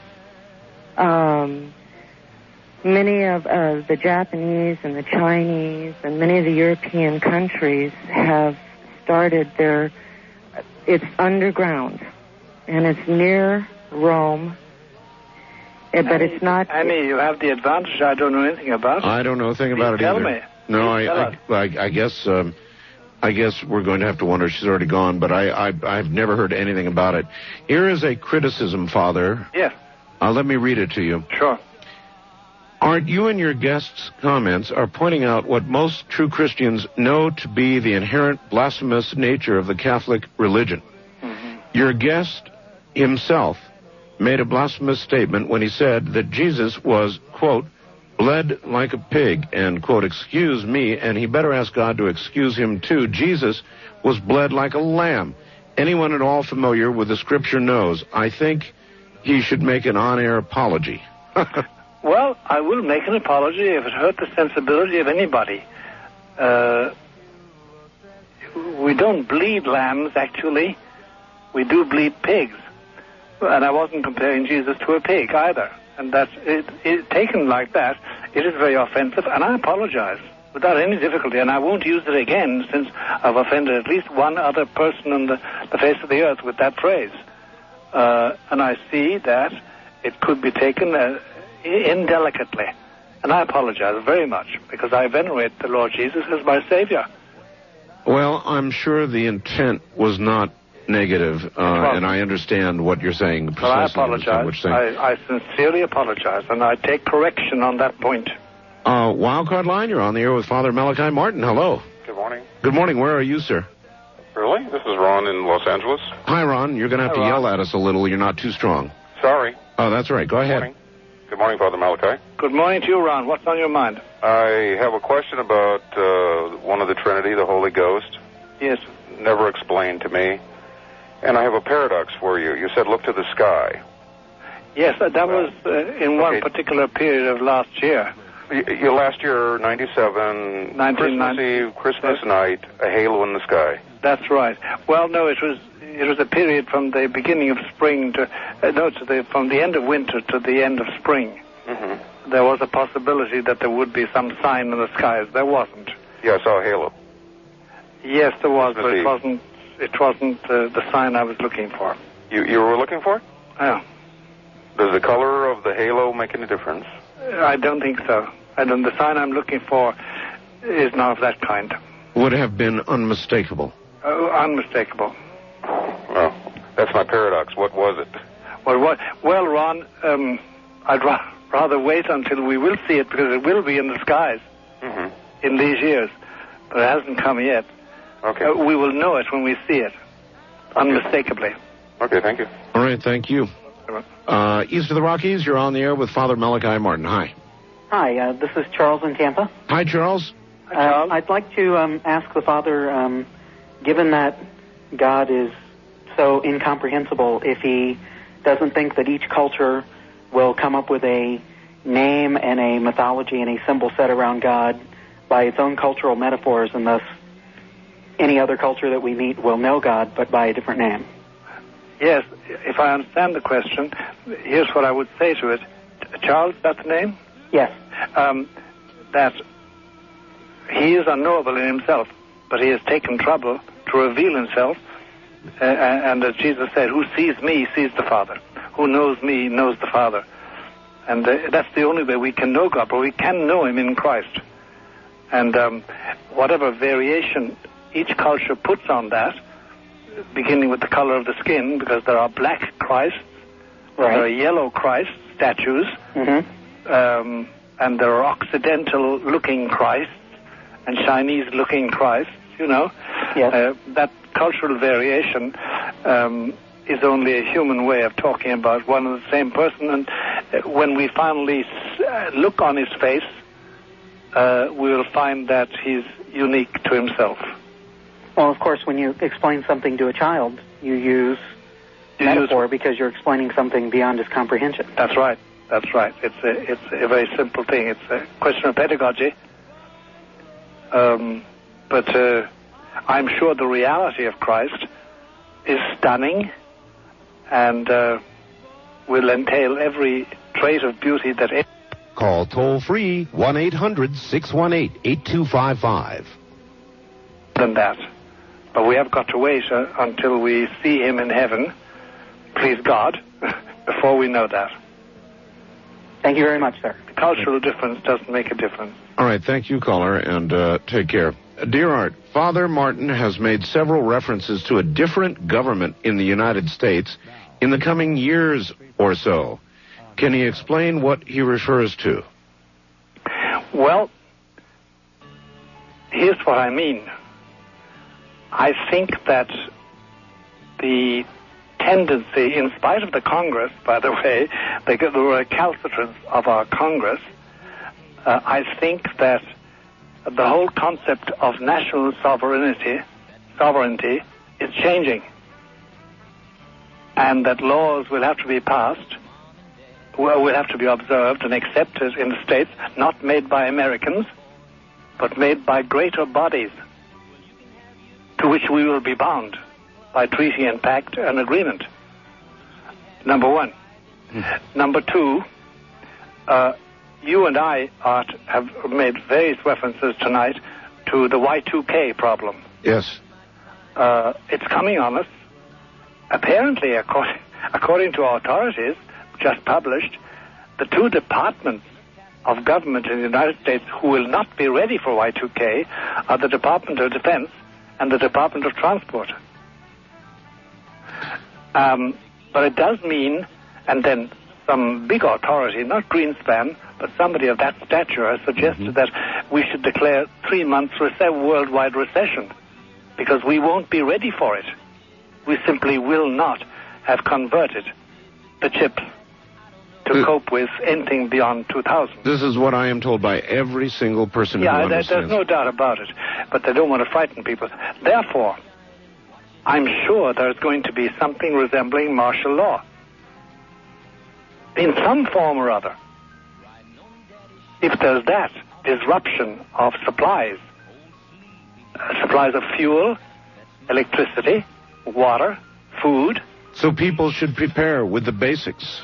They should, but the point I'm making, that's true. But the point I'm making is that we will be constrained by laws that change the face of America, at least for a while, and we may never go back. In fact, you can read spiritual writers writing currently who say this is a lovely, neat trick to impose Big Brother on us all. Sure. You can suspect all such conspiracies. But de facto, we are now walking into an era when anything can be disrupted. I must tell you one thing, Art, apropos of this, if I could take just 1 minute. Yes, sir. I went to the Emporium about 2 months ago to buy some food. And on that day, it's the Emporium here on 3rd Avenue, where I go, and it's in the basement. And the lines were all crowded, and all the women were, the tellers were dispensing their money, and the etc. People were walking out with their food, and there were lines, and there always are lines. And suddenly, the electricity died out, and no computer worked. Yes. And we stood in mute silence, paralyzed. We couldn't get our money. They couldn't take our money. We couldn't get our food. We didn't want to go. We had already taken our supplies in the usual little carts they give us. But it was a symbol of what can happen when the juice stops. It was very frightening. Yes. There was a movie that I recently saw, which I just at this moment cannot recall the title of. But it was about exactly that scenario. The power went off. And the power stayed off. And in the first little bit of the time, everything was relatively normal. People got candles. That's right. But very shortly, the food stopped. The sales stopped. Tempers frayed. Cars stopped. Yep. People began running out of gas. That's right. It turned into absolute anarchy, murderous, I might add, anarchy, very quickly. And there had to be martial law. Oh, well, where possible. Now, we are a nation of 260 million people. And really the only thing that allows law and order to reign is the basic respect of the massive number of people. That's right. For the law. And if enough of them turned against the law, there could be no law enforcement. There would be no law enforcement. There would be anarchy. There will be chaos and anarchy. There's no doubt about it. If you ever get a chance, my wife just handed it to me. It was called The Trigger Effect. The Trigger Effect? Yes, and it was about exactly what you were just discussing. Is it a book? It is a movie. Oh, I see. It is a movie. West of the Rockies, you're on the air with Father Malachi Martin. Hello. Hello. This is Ron from Vancouver. Hi, Ron. Hi. And I'd just like to say it's an honor talking to you, Father. Actually, the very first time you came on, I forget when it was, months ago, was the very first time I started listening to Art Bell. And I've been an Art Bell fan ever since. Good. Thank you. Yes. Very good. And I was wondering, this business about the cloning, I really don't think there would, if they would clone, it wouldn't really matter, because wasn't Christ's truth power spiritual, and didn't it indeed come from God himself? Well, you see, Christ was God, is God. Yes. Being the Son of God. He's God's Word. Yeah, it would be, that's why I said to Art that theoretically it sounds possible. Practically speaking, he couldn't be cloned. Well, you know? Why would all the... Unless God chose that as the method, Now, I just thought, sort of idly, what a great joke on the scientists, but... Yes, it would be.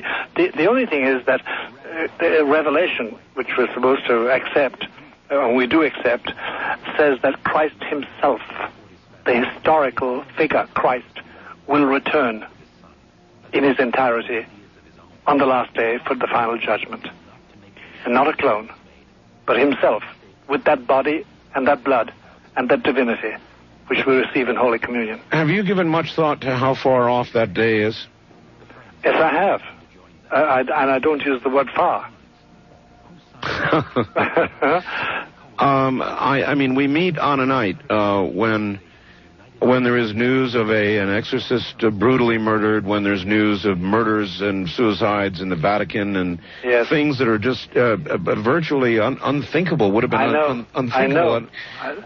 And these seem to be signs pointing towards something. Of course they are, and the behavior of what we call El Nino is part and parcel of it all. And the earthquake in Japan, 7-point-something, is 7.7, Father. What's that? 7.7. 7.7, yes. I consider that to be a part of the signs, but we, as usual, we're going to wait until it hits us over the head. Father, would you be surprised to know that I have a very good friend in Australia who watches the U.S. naval satellite maps of ocean temperatures very carefully, and 6 months, or even better, before this El Nino began to build, he told us it was coming. Now, the El Nino has just started to lessen, and I just spoke with him, and he said, guess what? There's off the coast of Japan now even bigger heating going on, indicating to him that there may be a larger El Nino building for this coming year. My Lord, that is very, very... I'm going to retain that fact. It's significant. Well, there are undeniable changes going on. A 75-square-mile portion of the Larsen B ice shelf just broke off.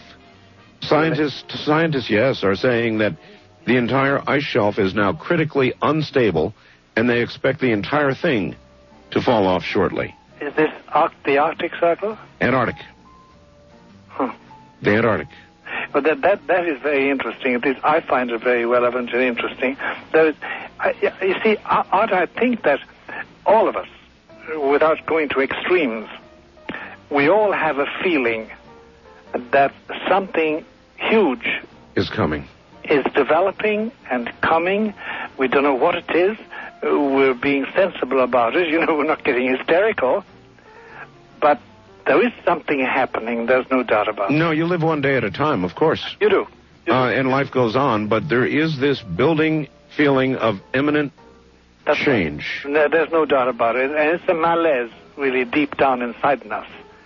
It's a malaise. It's an uneasy, queasy feeling that we're sensing something which we can't name, and we're undergoing a change, and we don't know into what.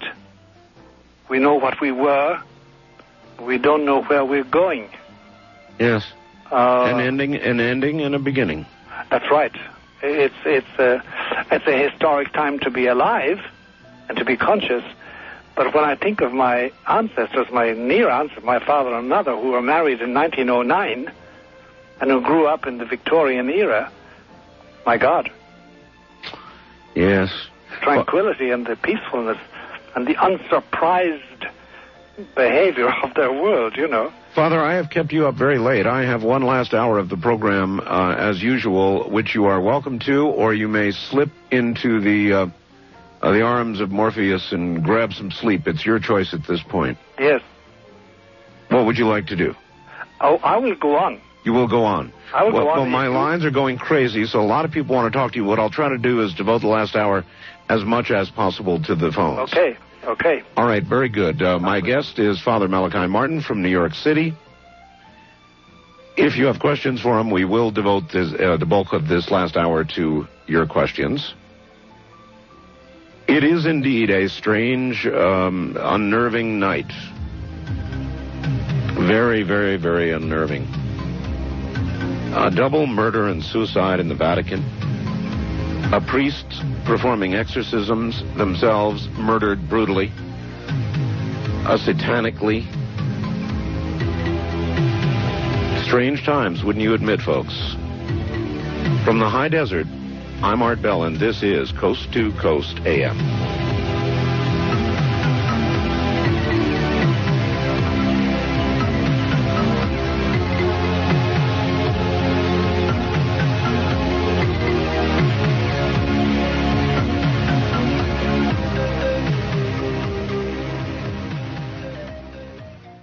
Which I love doing. I really love doing. And as long as I make sense, keep me on. Cut me off when I stop making sense. By the way, you sound so very good. Bob Crane, we had Bob Crane send you a telephone, and... I know, I got that lovely telephone. It's installed. I'm speaking on it. What a difference it makes. All right. Listen to this. Hi, Art. Please tell Father Malachi Martin, this is from a programmer in Arizona, that the Y2K problem is all too real. No hoax. It's every bit as serious as he believes it is. If the problems had begun to be addressed in the last few years, there might have been hope. Now, it's too late. Prepare, Art? There is no better preparation than faith in Christ. Mm-hmm. From a programmer in Arizona. It's very realistic. And very, very soon as well. Oh, yes, it's around the corner, Art. All right, this as well. Please ask the Father to tell us anything he can, or he's willing to, about the prophecy of Fatima.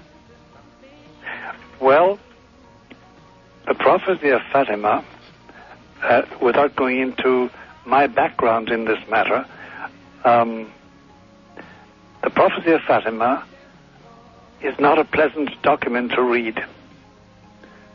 It's not pleasant news. It implies, it doesn't make any sense unless we accept that there will be, or that there is in progress, a wholesale apostasy amongst clerics and laity in the Catholic Church, that the institutional organization of the Roman Catholic Church, that is the organization of parishes, dioceses, archbishops and bishops and cardinals and the Roman bureaucracies and the chanceries throughout the world, unless that is totally disrupted and rendered null and void, the third secret makes no sense.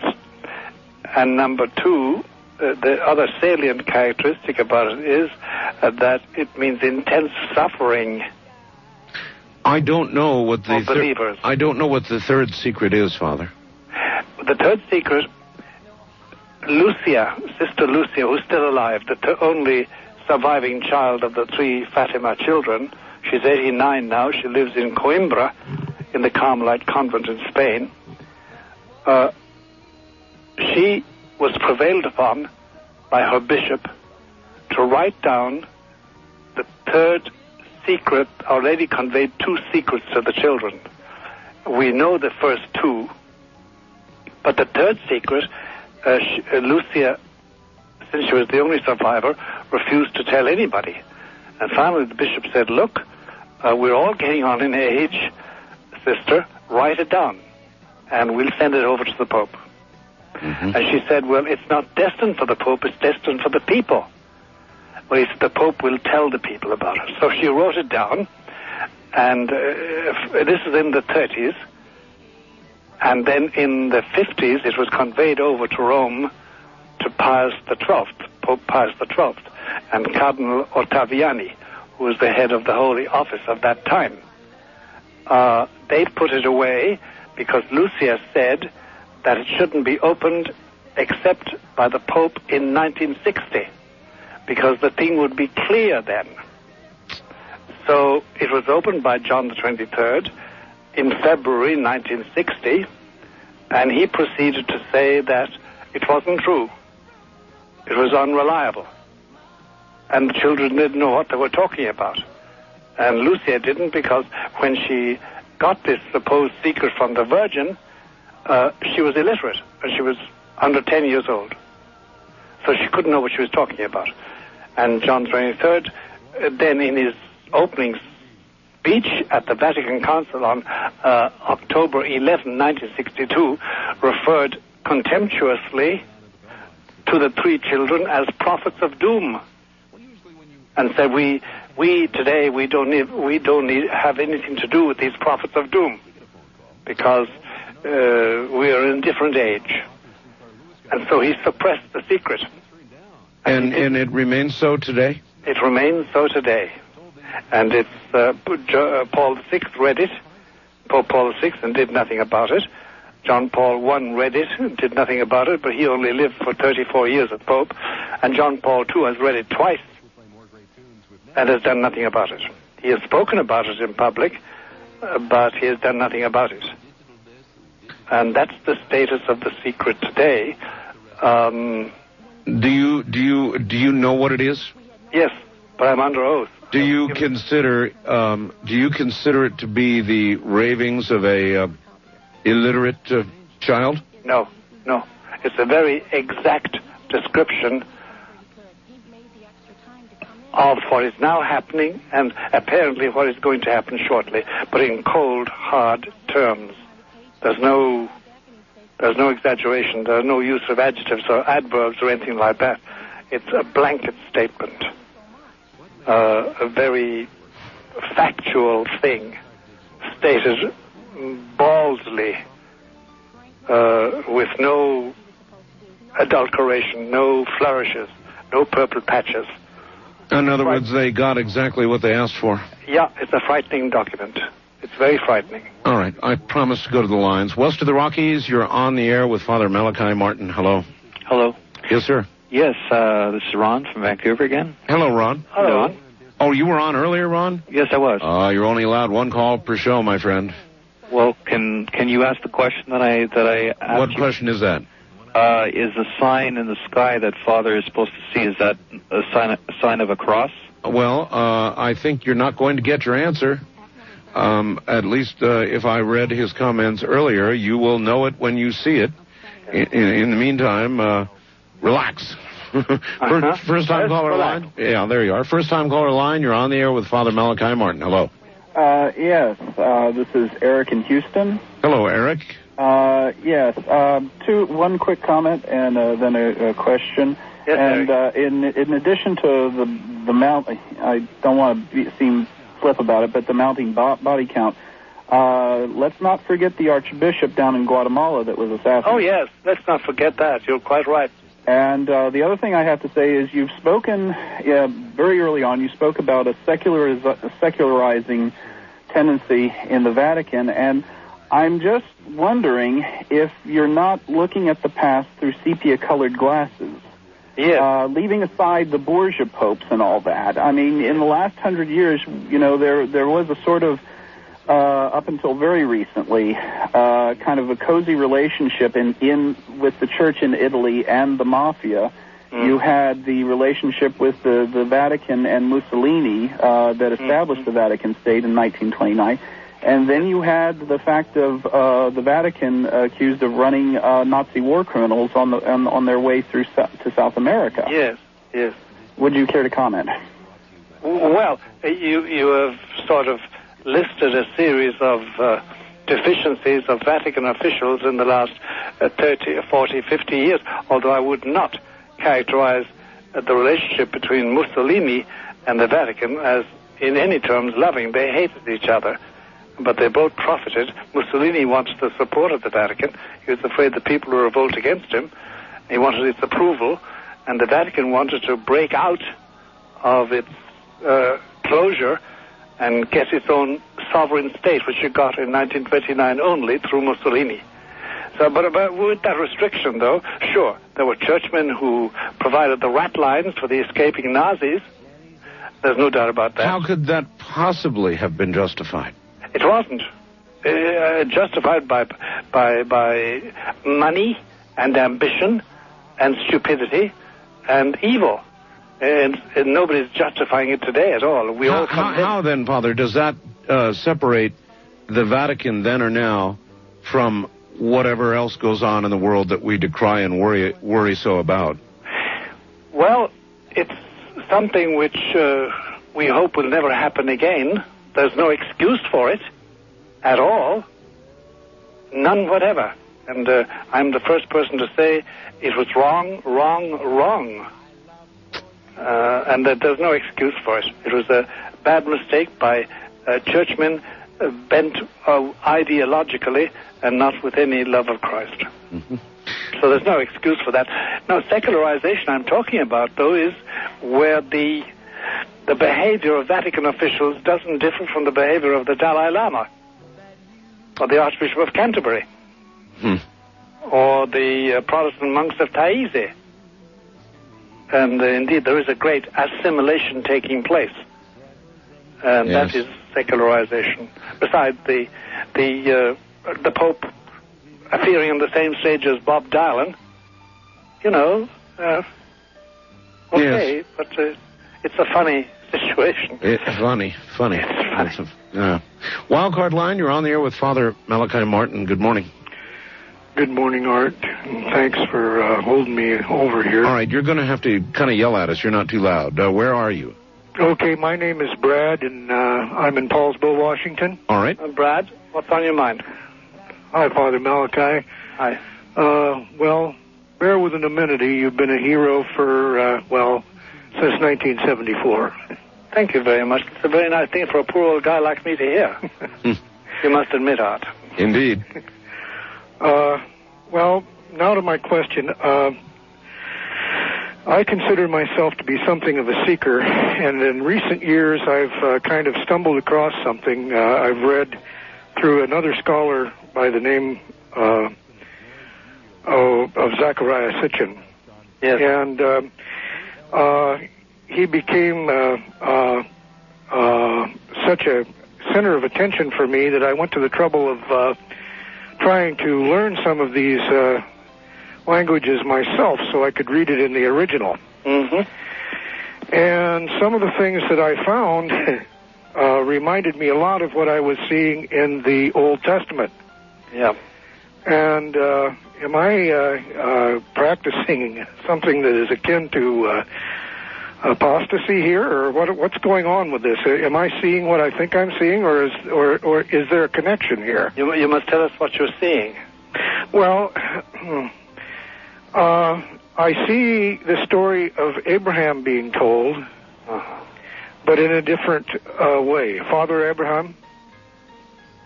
And I see it being told from the viewpoint of someone who is being visited by something that may or may not be of this earth. Mm-hmm.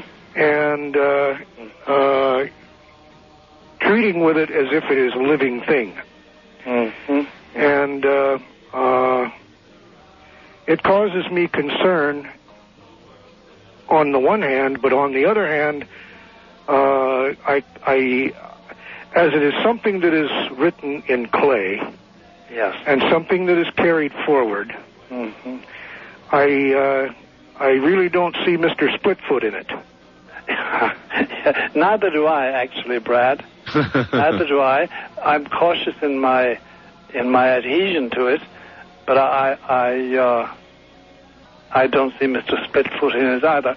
I'm just terribly cautious until I can get what we moderns call facts, But I agree with you. I'm very wary of it all because I want to be sure of the facts. That's all. All right. East of the Rockies, you're on the air with Father Malachi Martin. Hello. Hello. Good morning. Good morning, sir. Where are you? I'm in Cleveland, Ohio. Okay. This is might be a frivolous question considering what's been talked about tonight, but you performed exorcisms and things like that, and I was just wondering if it was possible for an evil person to do the same to someone who believes in God. It's possible for a person who's possessed to what? To, perform something akin to an exorcism on someone who does believe in God. In other words, for evil to corrupt a good person. Yeah, in the way that you would exorcise an evil spirit from a person, could someone do the same? Take a good spirit from a person.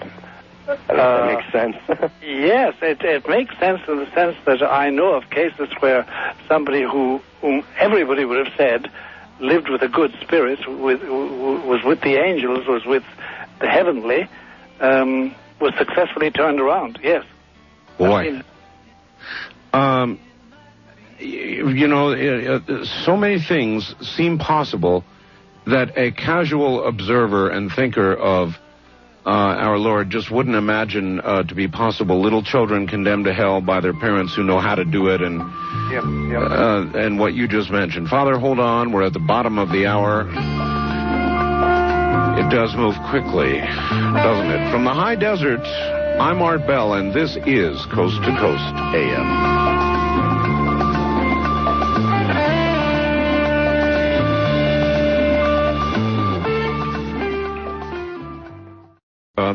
A voice. So here we go. Yes. Wildcard line, you're on the air with Father Malachi Martin. Hi.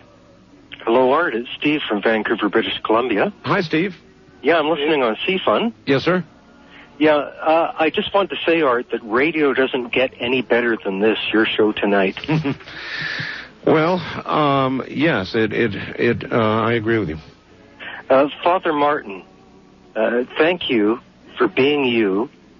Thank you. And thank you for bringing such comfort to me and so many other listeners in this time of stressful times. Thank you for saying that, sir.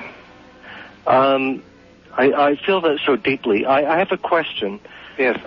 Can we as a conscious feeling majority ameliorate the negative devil influence scenario of today? Yes, we can, by prayer and by fasting and by having the grace of God in us. If we partake of the sacraments, we'll get that sanctifying grace, and we can mitigate it. The only restriction is that today there is no real coagulated community of believers. Instead, now we're broken up into small communities, and it's usually one-on-one. That's our isolation today, because in every country you can find, there are three components. There's the government, which is very important today in every country. Secondly, there's the business community.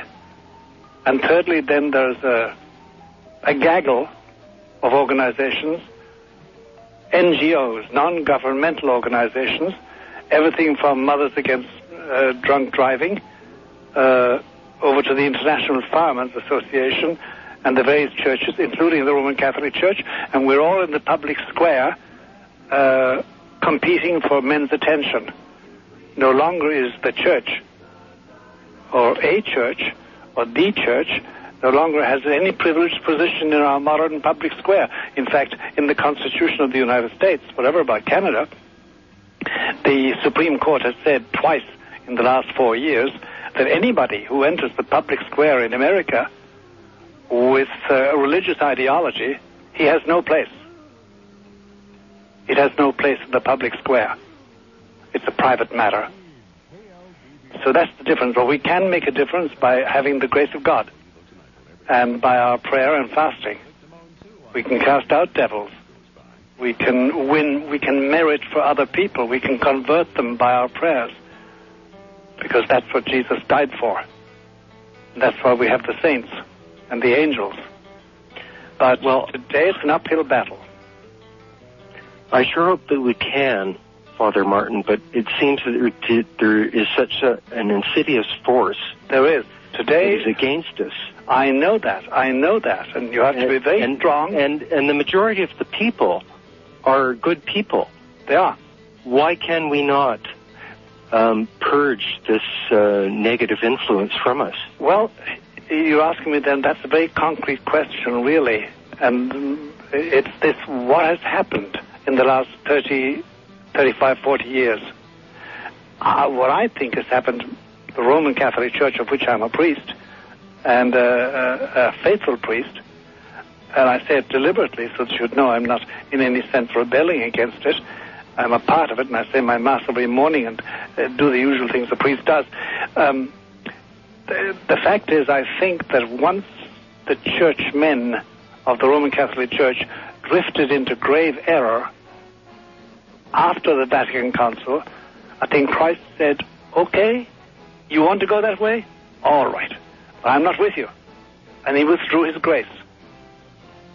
And therefore we have this devastation of Catholic marriages, this devastation of Catholic religious orders, the major ones above all, Jesuits, Dominicans, Carmelites, Holy Ghost Fathers, all devastated, and the lack of cohesive theological thinking and philosophical thinking in the Church is glaring and discouraging. Christ withdrew his grace, and that was his decision in view of our infidelity, because our churchmen were unfaithful and are unfaithful to him. I think that's where we are, but we still can have his grace. We can receive his body and blood, and we can be protected by the angels and the saints, but now we're in a battle. There's a bloody battle going on. It seems that way. It does. It is that way. It is that way.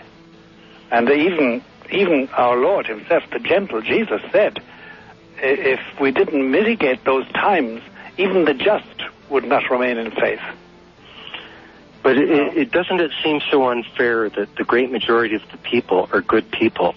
It does. That we seem to have a minority It does. who are putting this great scourge upon the earth. I know. It does seem that. And by the way, millions. The Catholic Church now reckons it's 1 billion plus membership, but millions of those have been led by the nose out of Catholicism into an apostasy, and they don't know it. But that happened in England from 1529 on. Millions of English men and English women lived and died in grave error because of the leadership of a few men. So God, I don't know, my friend from the Bronx always says that God has a funny sense of humor. And this is not a sense of humor, but he has a way of treating things, and he deals with each individual soul delicately, tenderly, compassionately, but he deals with groups of people according to certain laws. And he always observes those laws. And that means that the innocent are punished with the evil. Christ himself, on his way to Calvary, the women of Jerusalem who knew him and whose children he had cured and taught were weeping about him. And he said, don't cry for me. No, I'm just the greenwood. And look what they're doing to me. What do you think they're going to do to you? You know. All right, caller. Thank you. Right. Thank you very much indeed. Thank you. Here's something that I suppose we ought to consider, Father. Yes. Dear Art, I am writing in advance of Malachi Martin's scheduled appearance on Tuesday morning to convey some ideas to you on the subject of foreboding, to relate these ideas to statements that Father Martin made during his last appearance on your program, and to ask that you consider raising them with him as they pertain to his experience at some point during the upcoming Tuesday morning appearance. I think in cases when people have a dark sense of foreboding, that something terrible is going to happen to the earth or society as a whole, it's often because they are projecting scenarios occurring within their own psyches and personal lives out onto that world, seeing them unfold out there where they truly are not, rather than within the realm of their own personal lives where they are actually occurring. That does happen. It's a true statement that of a lot of people. The only thing, Art, is that at an earlier point in this broadcast, you and I both agreed that the general feeling was malaise. I do agree. I do agree. I don't think this is internalizing on my part or your part. It's absolutely real. It's too general. If you read a sober journal like the Wall Street Journal, for instance, I mean, my God. You know? No, all right, they're not pessimists, but their realism is very stark. You know? Very stark, yes. Very stark.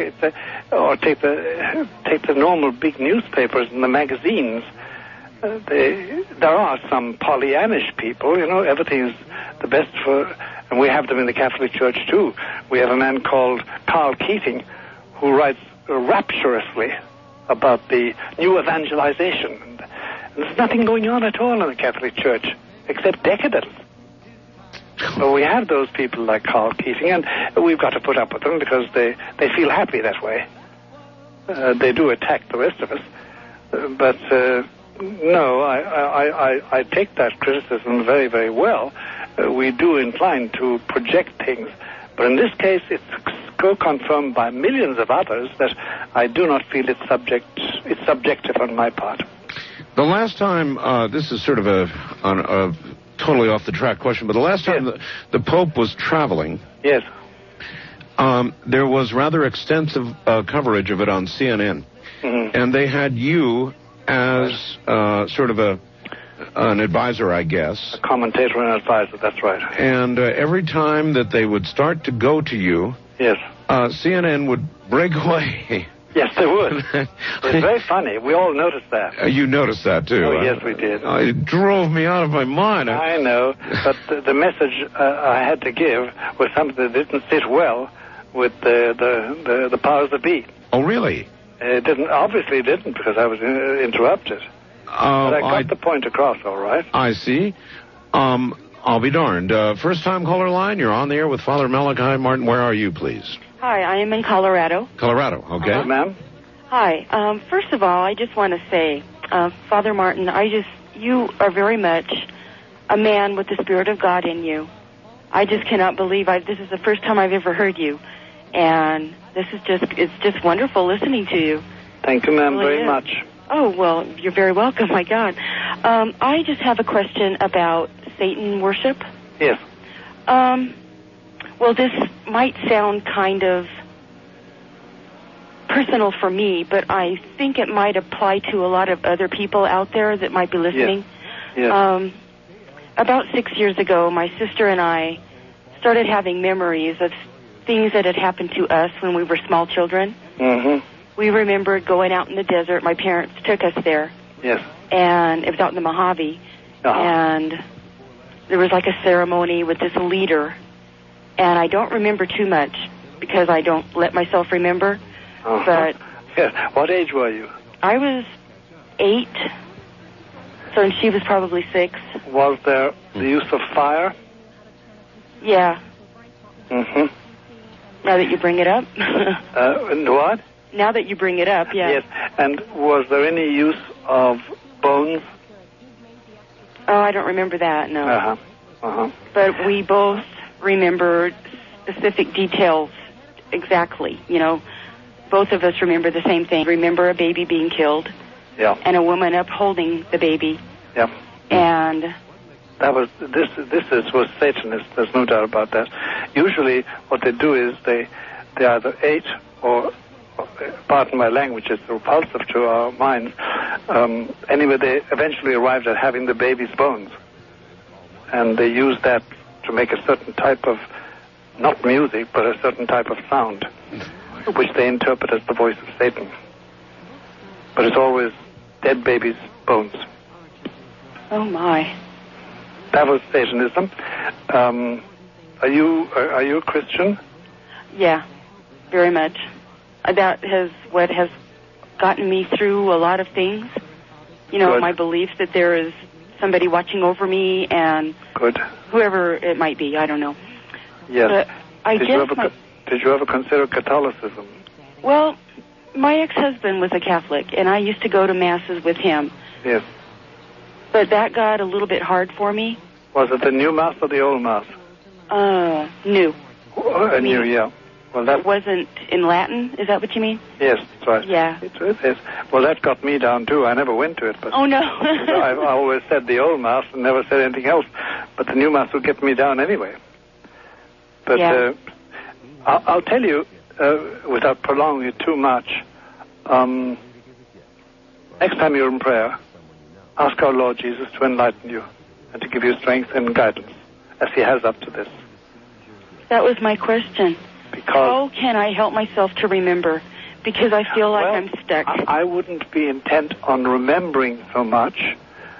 I would be intent on what I do now as regards the worship of Jesus, who is God, and the cultivation of his angels, and seeking out some good priest, a good priest, and talking to him.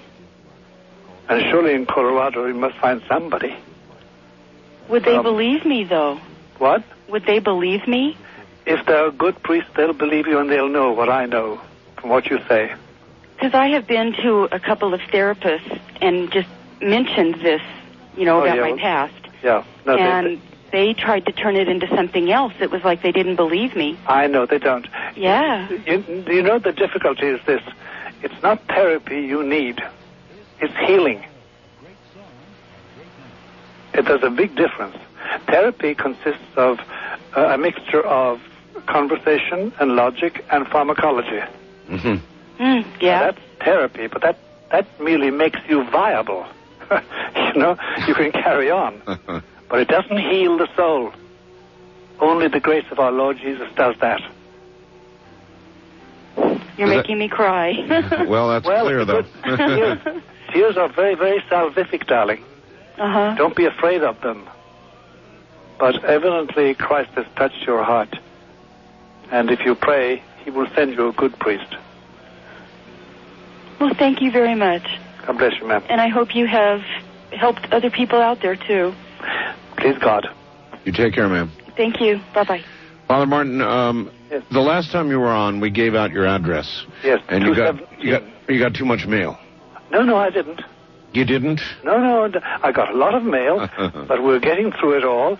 And you see, it's unfair if people can't write at least a short letter explaining what's on their minds, provided they all realize that sometimes it takes a long time to get out answers, even short answers. But there's a desire to answer every problem, every question put. All right, Father Malachi Martin, obviously. What is the address? 217 East 66th Street, New York, 10021. Okay, let me see if I've got that straight. Father Malachi Martin, 217 East 66th Street, New York, 10021. That's right. And everybody, please do understand that there's a lot of correspondence that is coming his way, so you will get an answer, but it will take time, as all good things do. East of the Rockies, you're on the air with Father Malachi Martin. Hello. Yeah, Art, I'm glad you had Father on. Thank you. My favorite guest. Thank you very much. Father, two questions, one from the past and one from the present. Yes. During the time St. Paul was talking about, people were talking about the end times. Yes, and people were selling all their property and giving everything away, and he said that's very bad. You should stand up right now. That's right. And can't that be used right now by the powers to be to make people give up? And in terms of the end times, wasn't in Acts Peter coming out and saying that the end times are now, and he was talking about great portents in the earth, and then in Acts 3, he says that Christ must make his dwelling in heaven until all time, all the earth is made anew, meaning that all earth is made under Christendom. Right. That's right. Could you comment on that? And I wanted to ask one more. You've by merely repeating those words, sir, to my mind, you've said it all. You've really done it. There's no doubt about it. But when Art and I talk, we're talking about the fact that today there is something else taking place, which is apocalyptic in that sense. It's part of the end times. It's the emergence of a world you and I don't know, because I guess from your voice that we belong to the same generation, more or less, same cultural generation, same political generation, really. Well, it is not only end times, Father, but it's end times for my program. I'm so sorry. We are flat out of time. We are flat out of time. Flat out of time, at least for this round. But one thing is for sure, and that is, God willing, you'll be back, and I'll have you back. Lovely. Father, thank you so very much. So it's over for tonight. I'm afraid it is. That's all right, Art. God bless. Take care, my friend. Thank you. That, ladies and gentlemen, is Father Malachi Martin from New York. From the high desert, I'm Art Bell. Good night.